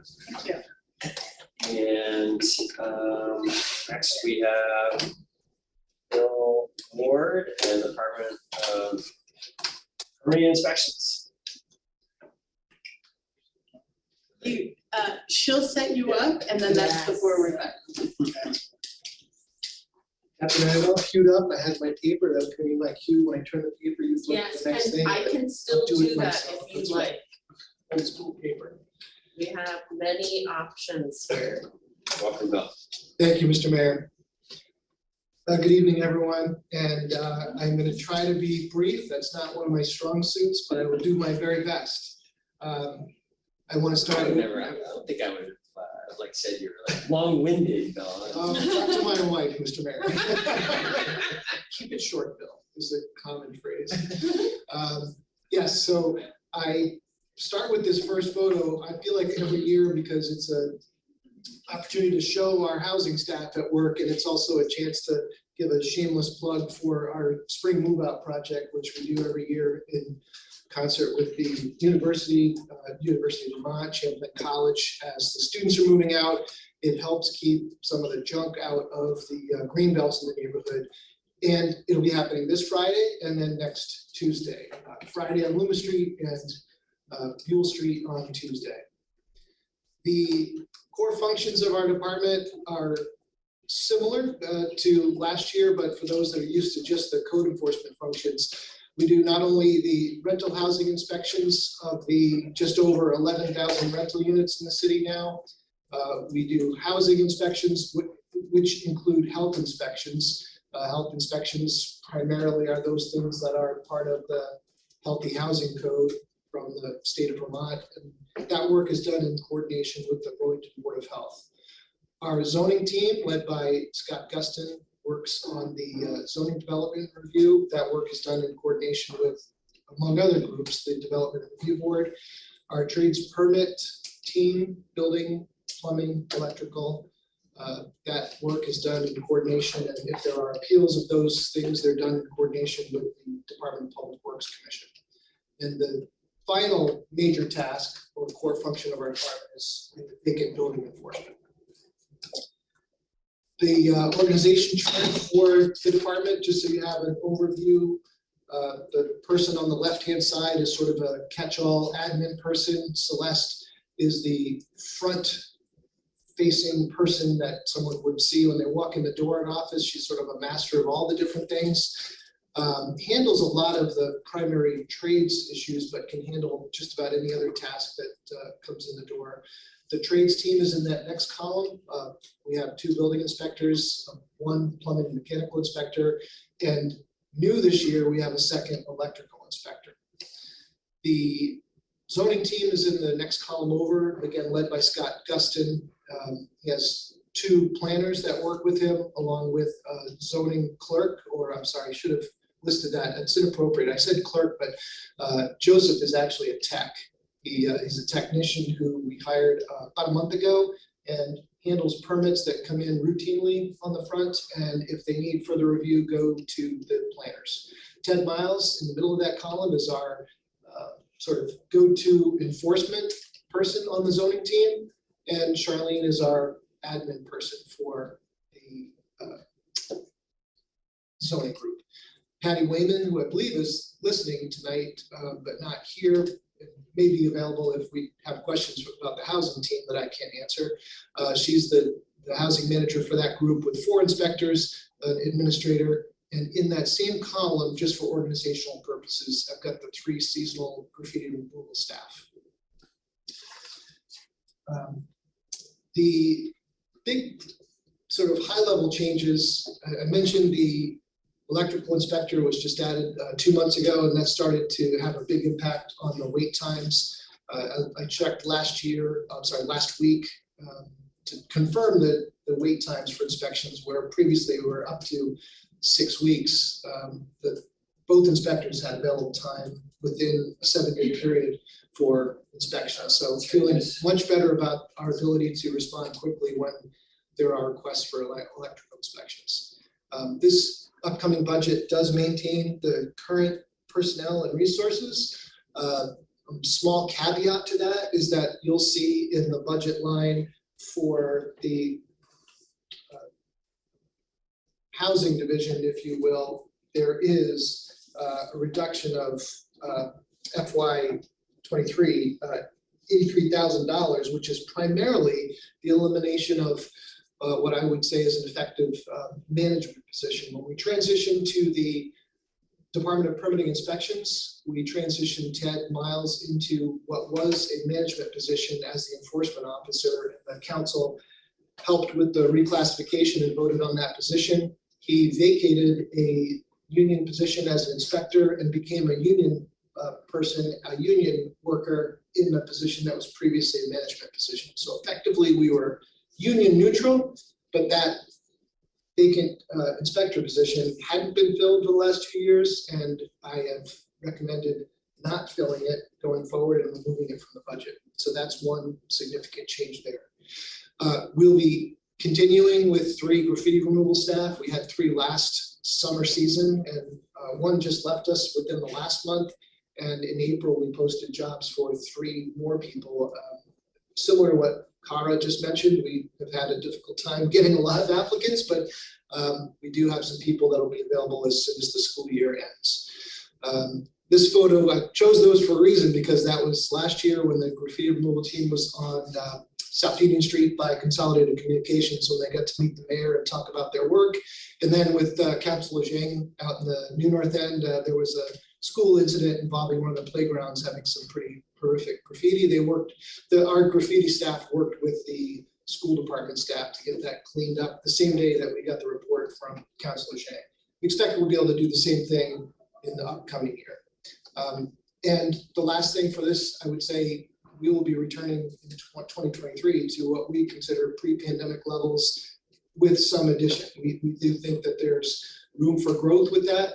I would say part of the change in the building permits and zoning permits, the work that through the permits is done, the cost of the permits is related to the estimated cost of construction. You've probably seen that construction costs have sort of skyrocketed. There's no need for us to raise the traditional building permit fees. We expect that those are going to be increased just by nature of the increased cost for construction. The initiatives we'll be working on this year, actually, this is more of a continuation, but we just really started that weatherization initiative with the ordinance change that occurred at the end of last year, but that work will continue over the next 3 years. We'll be working on the charter change with Darren and his crew of decarbonizing new construction.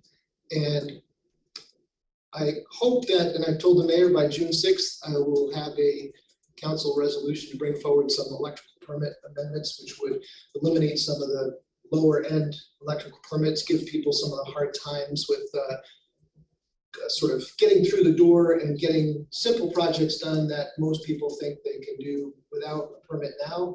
We agree. Things like in-kind replacement of permits. I'll get to that full resolution in June, but I just wanted you to know that that's coming. And the last item there is council. The council had heard some of this discussion. It's been on the shelf waiting to get implemented, but I'll be coming back with an update to the housing ordinance to raise the standard for rental units for FY23. And I'm happy to answer any questions. Great, Bill, thank you. Floor is open. Any councilors, any questions for Bill? Councilor Bergman.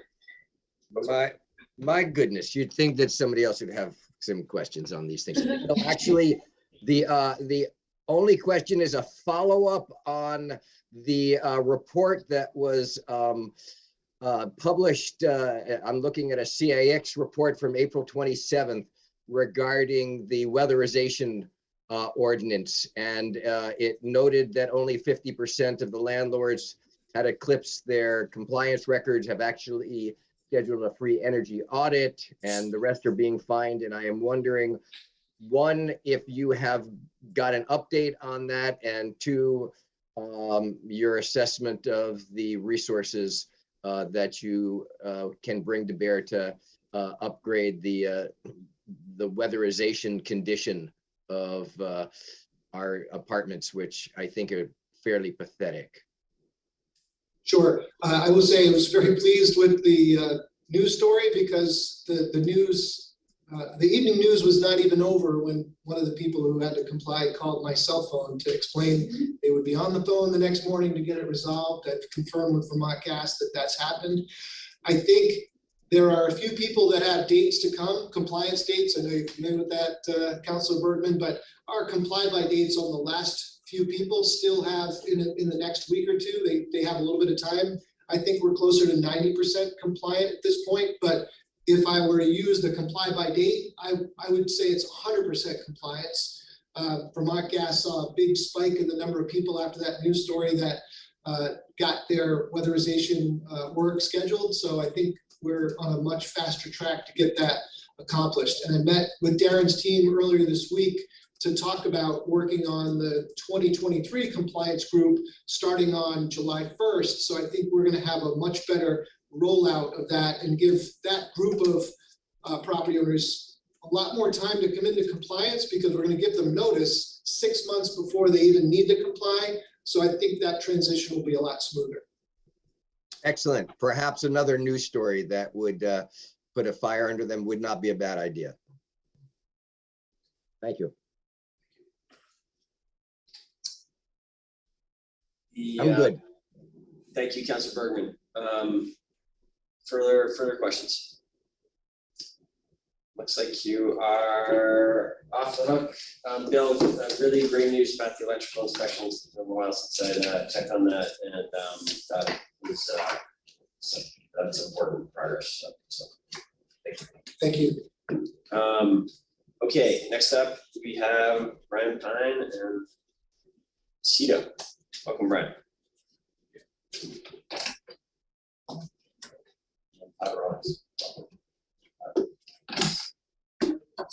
Good evening. Good evening. Good. Catherine gets us queued up, or do I get myself queued? I am queuing. The forward button that I push, or do you?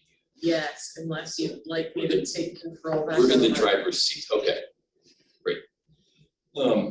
I would say thanks the opportunity to sit on this side of the table is an interesting perspective, especially preparing for how to describe a department that's as really kind of vast as CEDO is. Not that we're huge in terms of staff numbers, but we cover such a broad mandate or mission, really. And it's been a year of building and rebuilding that has not necessarily we've not been able to necessarily advance all of our goals and initiatives as much because we've been really focused and busy on staffing up, and I'll talk about that just a minute. But I think it's important just to always revisit, what's your charge, what's your mission, and CEDO's mission to engage our community to build a vibrant, healthy, and equitable city. Our sort of vision for what that will look like when we are ultimately successful is to make Burlington the most livable, just, and connected community in America by empowering individual voices in the life of our city, by fostering healthy neighborhoods and housing choice, and advancing people-centered development. And we do this sort of throughout the range of programs and initiatives and sort of projects that CEDO advances. We have our city charter, which helps us at CEDO at least keep focus on what our city, both city council and city voters have essentially charged us with as far as carrying out the public's work, with a charter that essentially says work on behalf of our city to stimulate investment, attracting and retaining and encouraging the development of both existing and new economic enterprises, to develop, coordinate, implement, and administer economic community development strategies and projects for the city, and to develop, coordinate, implement, and administer a comprehensive program to address the city's housing needs. And lastly, at least on this list, to develop, coordinate, and implement, and administer waterfront development activities other than those activities which the Planning Commission, City Council must exercise on Planning and Development Act. This charter was around 1993, I think the voters put it into the charter.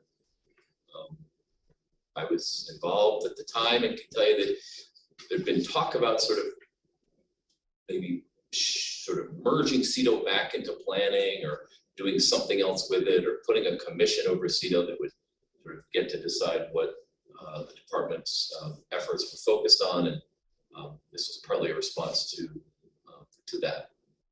So we are now organized under 4 teams or divisions: administration and finance, which really is where a lot of our housing programs reside. And Todd's with me tonight, serves as the right now the acting assistant director for that team.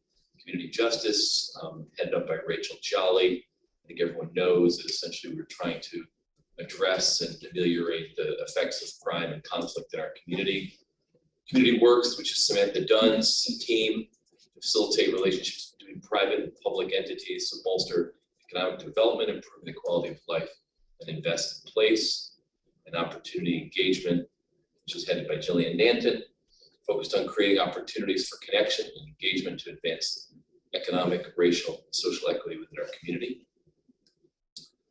Our org chart has already changed since this slide was only put together a couple weeks ago, and where it says at the top, there's the director and there's the assistant director's position is listed as vacant, has Sarah Russell in that position in purple, and the position of assistant director of grants and finances currently being filled by Todd in the acting role.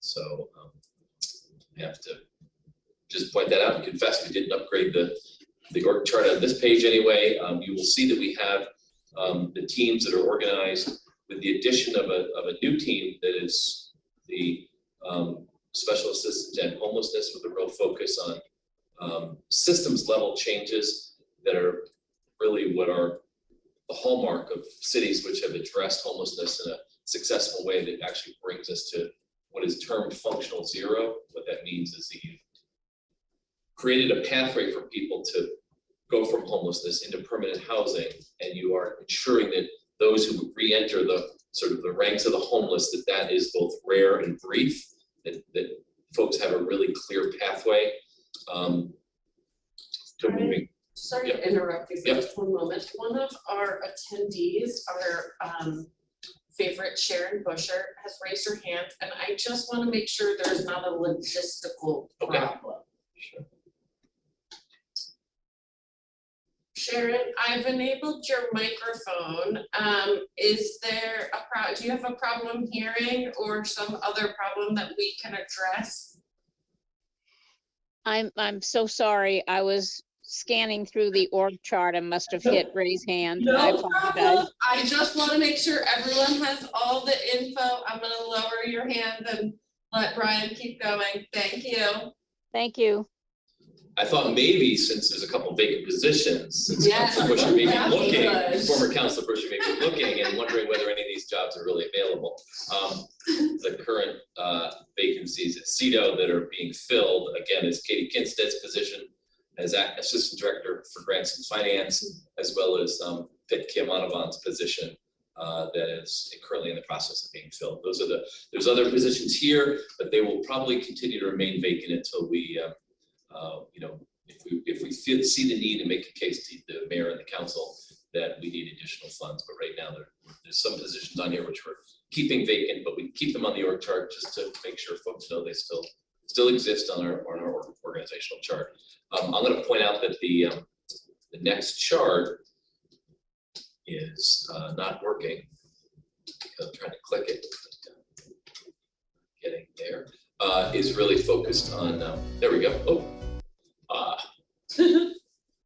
Okay, so this is the CJC, which as you can see is almost the same size as the rest of CEDO.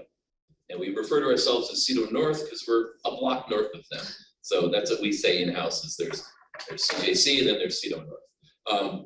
This is a department or a division of CEDO that has grown really considerably over the last couple of years because of the fact that Court Diversion, which used to be a separate entity, merged with the Community Justice Center. And I like to, when I get a chance to mention that these functions that are carried out by the Community Justice Center are, while they have a major emphasis on Burlington, have sometimes a more regional impact. And there are community justice centers in, I think, 5 Chittenden County communities. And it in my mind, it begs the question about, is this the best way to operate these functions at each community having a community justice center? Are we getting the best services for the community? Does it result in the best outcomes? Is it cost effective? I'm not necessarily saying it's not. I'm just asking that, putting it out there that I think it deserves more examination. And that's probably done at a state level because it's funded by the Department of Corrections and the Attorney General's office that provides the vast majority of funding. About 90% of the CJC funding comes from those sources, and the rest comes from the general fund. So it's I think it's an important question for policymakers to be considering, and I've been urging, and Rachel Jolly fully supports this, and a few of the other CJCs do. So I think that conversation, if we're successful, will be underway in a more focused, more meaningful way coming year. Wanted to show you just by comparison that last year, or the fiscal year that we're in now, these are the numbers that are attributable to CEDO's budget, with the blue being our grant sources, about 88% grant funded. General fund is represented in the middle, and then the RRC, which was a combination of it's primarily ARPA funds, but we wanted to include that as a breakout and just be able to point that out that was FY22 and FY23 is a we've lumped into general fund the RRC costs for this purpose here. So it's not quite apples to apples, but you will see the number is proportionally it's about the same in terms of the relationship between general fund and grant funded sources. We have a significant increase in funding for ARPA related projects and programs that are reflected in the $8.4 million number. We also have the addition of new federal funds under home. ARP shows up in there as well. And that's ARP, which is the sort of shorter acronym for ARPA, but it's the way HUD chose to call that program or name that program. Wanted to give some RRC context as to what kind of information is being requested by the public. So this is when you think of constituent services that really launched under, during COVID as a way to respond and ensure that the public was getting information about resources and programs and opportunities. And we were able to give people a level of service and support they weren't previously getting. And so calls continue to come in very regularly with a heavy numbers leaning heavily towards sort of COVID related. I think if you added up all the sort of COVID categories here, it lands on about 90% COVID related. That has been the case really since the pandemic began. That's the vast majority of both calls and emails that come in through the RRC. Want to hit some highlights for the fiscal year that's ending in June. As I mentioned earlier, we have 38 full-time equivalents. 16 of those positions have been filled since I arrived last June, so 11 months. We have 2 vacancies, but it has been a year focused on reclassifications and creating positions and getting through the process of hiring. So it's been a very busy year in terms of that. And in a challenging labor market, we've done very well, but it hasn't been without extra effort to get and recruit people to take positions within our office. We completed phase 1 of the brand frame redevelopment. Phase 2 is being sort of planned and mapped out right now. We were very instrumental in securing voter approval for the downtown TIF Main Street Great Streets project, a $25 million new bond approval added to the existing $5.5 million for a $30.5 million overall project. Securing $3 million in ARPA funds focused on the issue of net homelessness. We assumed management of the HUD Permanent Supportive Housing Voucher Program because it was at risk of being lost as a housing resource for those experiencing homelessness. That is a new role that the city took on because our local partner that was doing it was unable to continue. We have operated for the last 2 years the Community Resource Center. We did succeed in getting a special appropriation. CDS stands for Congressionally Directed Spending of $400,000 through Senator Leahy. This bullet here has really been Todd's baby since we got word that HUD was providing us with this home ARP funds, $1.5 million of new dollars coming to Burlington for permanent affordable housing with an emphasis on serving those who are experiencing homelessness with a requirement that they be in our coordinated entry and that services be included in the provision of the housing that gets funded. Launched and continued to provide workforce development services, both in the construction trades as well as in the healthcare sectors, 20 trainees in the construction industry and 40 in the L&A program. Trying to build a career ladder for folks to have access to both high demand and higher paying jobs. And as you see, the Recovery Center, RRC, handled 340 unduplicated contacts. So our goals heading forward, launching the High Road to Good Jobs program to train 35 individuals over an 18-month period for really jobs in the net zero energy workforce that we so badly need to meet our own goals, our 2030 goals. And this is a BED partnership to develop and hopefully the financing that will allow us to relocate the CJC into new space if we're successful in the VFW redevelopment site. So that would be a mixed-use building that would have offices, VFW co-located on the first floor. The idea right now is CJC would be on the first floor as well, with 4 levels, 4 stories of housing above that. We have ways to go on that, but that's a project that we're pretty focused on. Again, deploying that $1.5 million of home ARP. Maybe some of that will go into the VFW site. Updating jobs and people, which Councilor Bergman raised earlier and the mayor spoke to. That was part of our plan, and that is the focus on a comprehensive economic development strategic plan. This item here is really a kind of a transitional position, really, opioid response manager, which has been working under REIB. And I think it's safe to say that the pandemic has taught us that having some local capacity beyond what we have now for public health is really a need. I don't think there's necessarily a clear path forward for how to create more local capacity within city government for public health, but that our opioid response management role has been, in the past has had some really good success, and the the administration feels that it's a priority to deserve support and will continue to be supported. Right now, it's going to come under CEDO as an interim plan for how that's going to operate.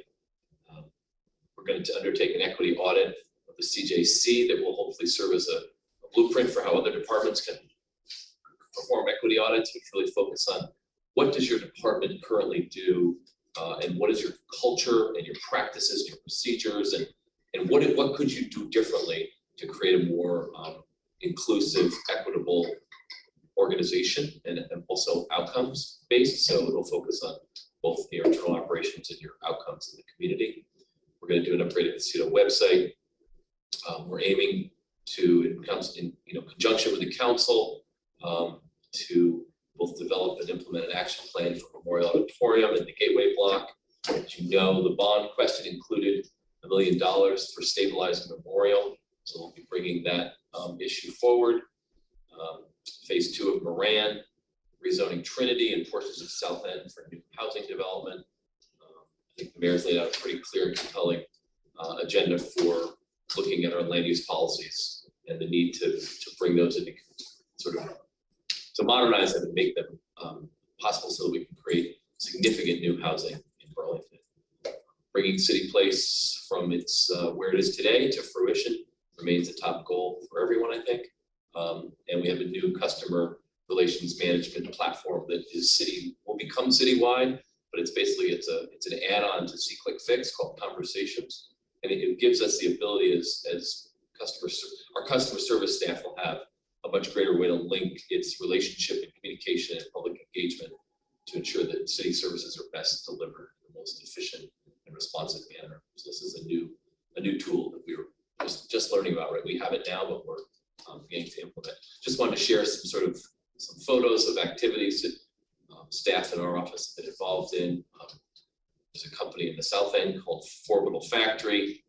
It really focuses on sustainable production. It's an apparel manufacturing facility in our South End Arts District. Keep going, Pastor. Just, I think, just Yeah. make sure it's time for your counselor questions. If Yep. we Yeah, so our LNA program up there, the graduates through one of the cohorts, a pretty amazing program in terms of providing access to key jobs that are going to be jobs for people that have more of a family future or a sustainable future. We've been engaged in lots of community dialogue around the Elmwood Avenue shelter project. We don't necessarily have everyone on board, but we're engaging people everywhere we go, many meetings, and we'll continue to do that. The CJC continues to do lots of training, the mediation training that the CJC is engaged in. I think counselors will be interested to hear because it's going to really try to prevent crime through mediation and getting community members to learn those skills. So it's a bit of a training the trainer, I guess you will, so spreading those skills throughout the community. And this is really just a recap of the money you've already approved, but going forward, this will be really important for us as we focus on homelessness through the use of ARPA funds. So you've approved this already, so this is not new, but it will be implemented coming fiscal year. And I just wanted to highlight that and close on a visual of what this isn't exactly what it will look like, but the shelters that are planned for Elmwood Avenue will have, there's other examples in other parts of the country. There's 80 communities that were featured, NPR, this company was featured on NPR last week, and there's 80 communities that are in all kinds of climates and all kinds of locations trying to address immediate needs for shelter in this manner. And this is something we as a community, I think, there's at least consensus we need to do something. And so Great, thank you, Brian, and there are more visuals for the shelter pie community available. Want to see a closer look. It's really quite a thoughtful site plan, I think, and it's really involved with a positive way. Councilor Jang did ask about language access. I thought I did have it in my slides, but it's about in the current budget or for FY23, it's about 100,000 dedicated to language access. And that is really citywide, though. It's throughout the city departments. It's not just CEDO. It's every department. It's translating ballots. It's translating surveys. Not just a translation, but actually ensuring we have a way to get them into people's hands, whether it's digitally or paper or hard copies, and then get them back. So it's a pretty intensive efforts involved. And so language access is very much a key part of our upcoming plan. I didn't mention as well that CEDO went from being a totally exempt department to having a significant presence of bargaining unit positions. About half of our staff are now part of AFSCME, which has happened during this fiscal year. And I just thought that was worth noting. That was the change for our department. Quite a significant change, yeah, thank you for mentioning that. The floor is open for council questions. Just wanted to say thank you, Director Pine, for circling back on that question. Appreciate it. Thank you, Councilor Jang. I think Councilor Barlow has a question. Yes, I'm interested in hearing more about the training programs and how you choose the areas to train in, and whether or not the people that are trained are Burlington residents and they stay in Burlington businesses. And is that, it seems like you're ramping that up in the coming year. You can talk a little bit more about that. So great question about how the sectors are chosen or where training occurs. Vermont has done a fair amount of work through the Vermont Department of Labor about where the job growth is going to occur and where the job labor shortages were. This is pre-pandemic. A lot of this is informed by old data, and we do need to revisit some of that. But it is largely driven by the Vermont Department of Labor's. There's some pretty good body of research around where positions that will provide. Maybe you can acquire them through a training program, not having necessarily gone to college, basically, or even to a technical program after high school. But going through this program, you will have an opportunity to obtain a job that you can support yourself and your family. It's intended to really be career opportunities that lead to self-sufficiency. And healthcare, the need is significant. The fact that the construction trades, the average age of a construction trade worker is 58 years old. And that's a need that will not be going away because we're not seeing a lot of folks entering that field. But the need is going to continue. You can't really outsource people to build things here. You gotta have local folks building them. Yeah, the trainees are Burlington residents. Where they end up working is kind of what we're like we really are a regional labor market. So we wouldn't be prescriptive about where they end up going, but we are the job center still. Even though some of the suburbs are competing with us in that regard, we still are largely certainly the healthcare jobs are heavily focused on Burlington, if not the Burlington area. The net zero workforce is it's going to be a real bottleneck for meeting our goals as a net zero city. So it's really connecting to that policy that we're focused on the net zero jobs. And BED hears repeatedly from contractors of all types in that broad energy related, everything from weatherization and air sealing buildings and insulation to installing heat pumps and more technical skills. So do you have commitments from any employers that say if you train a person, will employ them? Do you have those arrangements? I can get you the statistics on how that's gone. It's gone incredibly well. Basically the residential care homes, the Ethan Allen residence, for example, Cathedral Square, TLC, the healthcare provider that's home health providing, and the UVMMC. All of them are ready to take everyone that comes through the program, through the LMAC program. They all have almost a direct path, and they actually do clinicals at a facility, whether it's whichever facility it works out at. So they go and do their clinicals there, and that does lead to often good job opportunities for folks.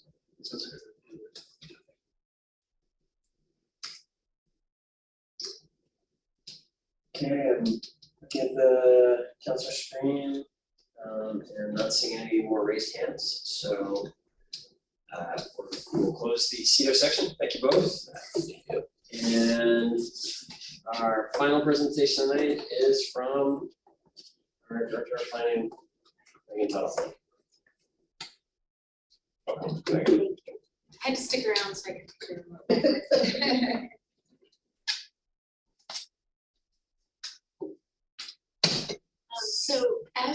Meagan is pulling up my slides, I just wanted to open by saying I know that counselors are probably familiar with certain aspects of the planning department's work.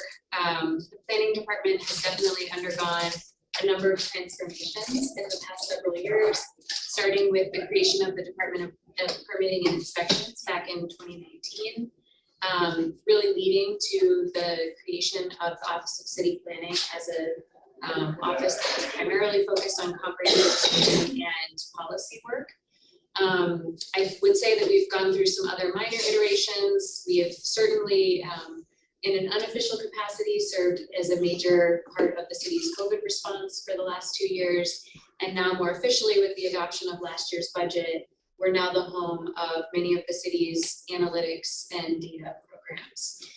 So some of the other things that came up tonight, like the open data program, BTV Stat, the equity report, we're now the home of the data analyst that does the police data analysis and that report. So we have lots of different analytics and data kind of programs that fit within the scope of our department now as a result of last year's budget adoption. That's what we do. In terms of our priorities for the coming year, we are going to continue to work on a number of large, long-range planning projects and major policy initiatives, primarily housing policy initiatives that we started this year, that were either part of our FY22 budget or were introduced throughout FY22. And I'll talk about that a little bit more here in just a second. And really continuing to support and reboot a lot of the data initiatives that used to be part of the INT department, now live in our department.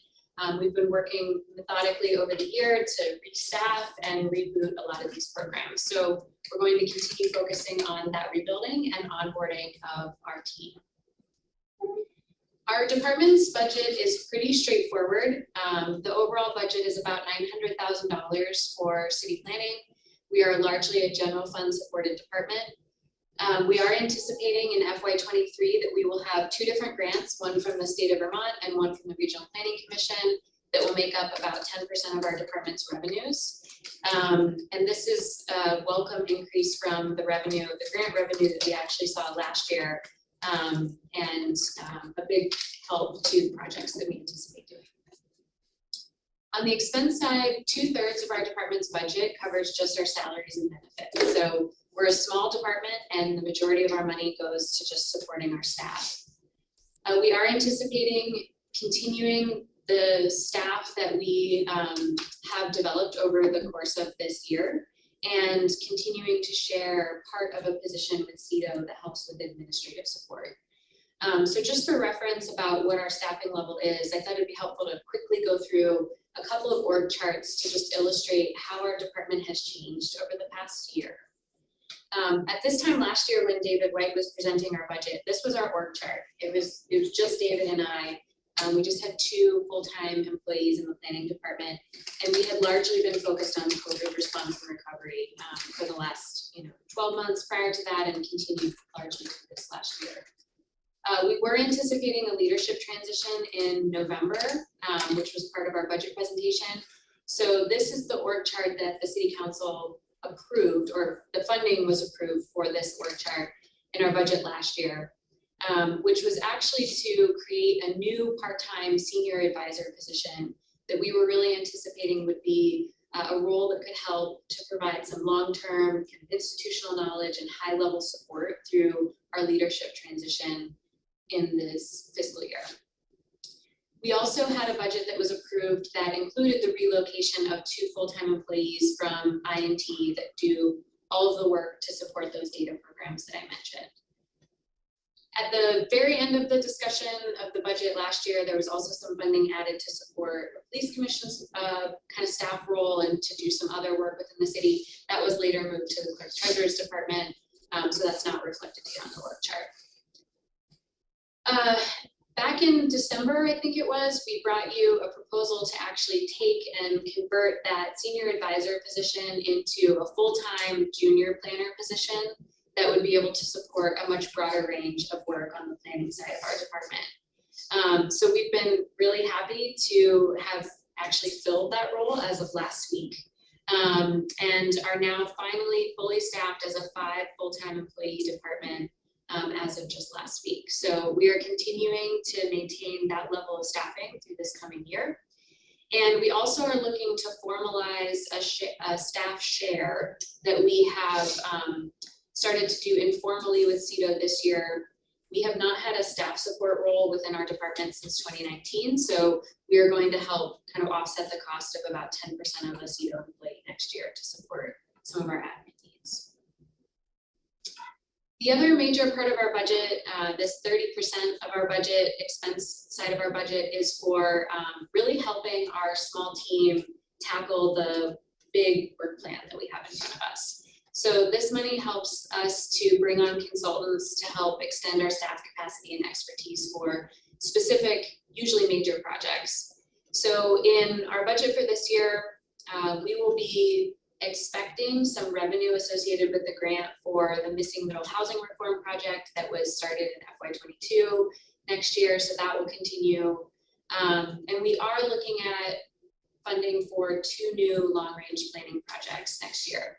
One is a historic preservation plan. This is something we've long identified as something that's really necessary for us to think about how we steward these resources going forward, but also how we help facilitate their evolution related to our housing goals. And we also have funding in our budget to support a new North End planning project. This is something that we've talked about with 2 of our new North End councilors that are sitting here. We actually submitted a request to the Regional Planning Commission for funding as part of their both FY23 and FY24 budgets. I think they're approving that budget tonight, but we have so far been given a positive indication that we should get funding over the next 2 fiscal years to support that planning study. So just to kind of highlight that point about how we use consultants, I think I just want to briefly share. We look out a couple of years at our long-range planning projects and even some of our policy work. These are usually multi-year initiatives. And we did have a very long list of projects that we were anticipating starting in FY22. This was prior to the Delta and Omicron surges, which continued to occupy a lot of our staff's time, and before some of the changes in terms of our leadership transition. So really, FY22 has been a rebuilding year for us in a lot of ways. And for the last 6 months in particular, with my move into the director's position, hiring my previous position, and bringing on our new planner, has very much been a season of onboarding. So a lot of the projects, these blue projects, this is way too much to read, you can look at it on board docs.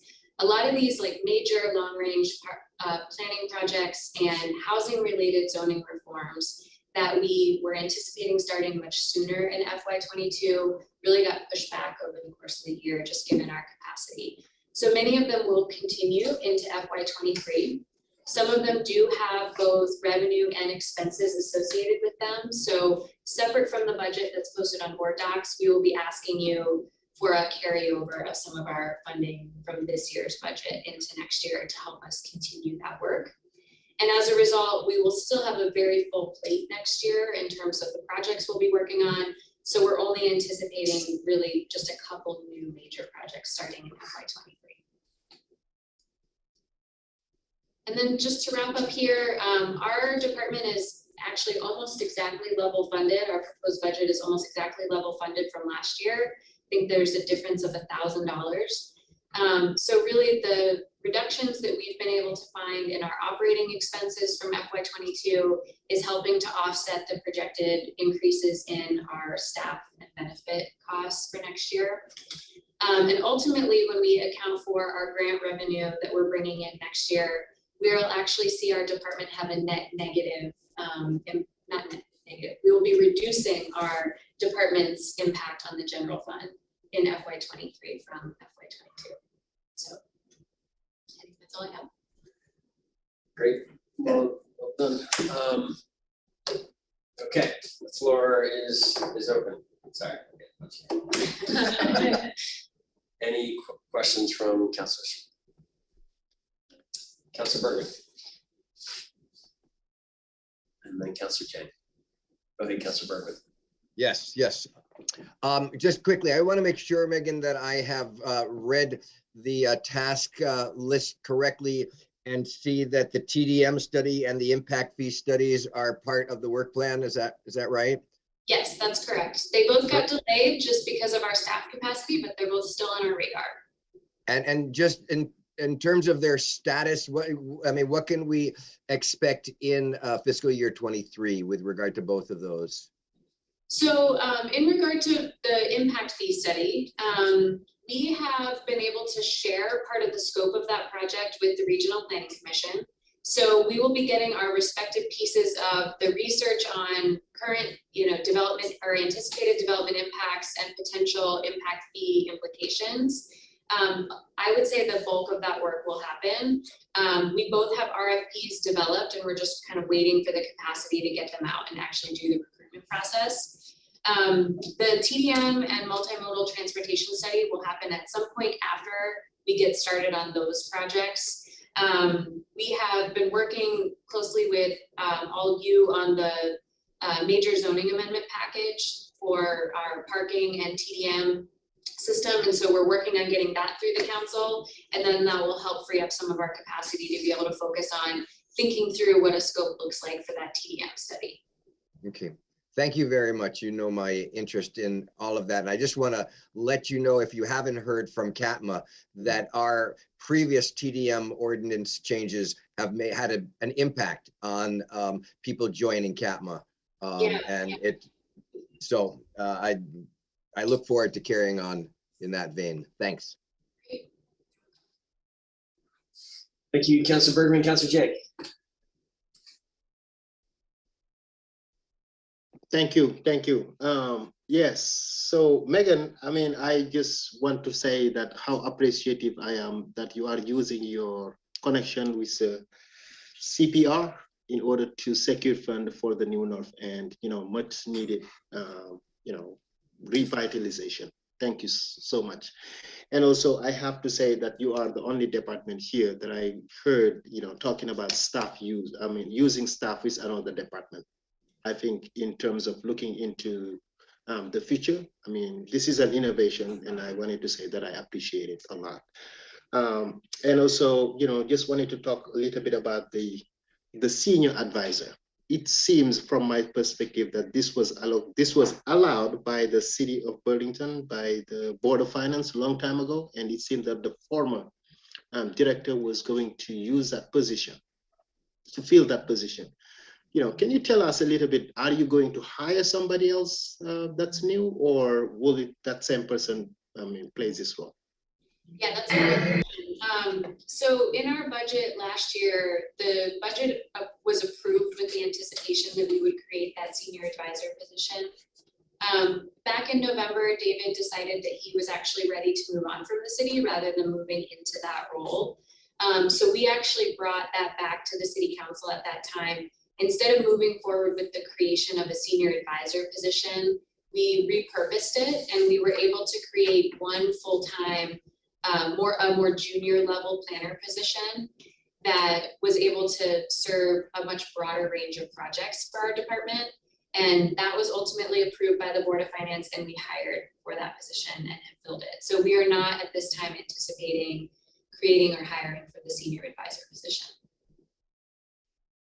Thank you so much for clarifying. And now for the revitalization of the New North End, what do you think the New North End City Council in particular can start to do in terms of bringing people together and start to think about what are the hopes and dreams for that?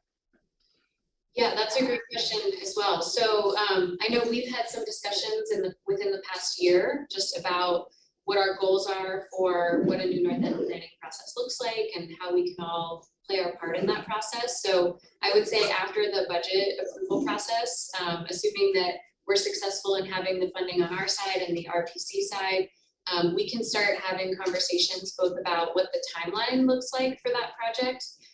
Because for our staffing purposes, it will still be several months off before we can really start that. And we can talk more seriously about how you all as counselors can start to have conversations within your neighborhood about what the scope of this planning process looks like and who the partners are that can help join us in that work.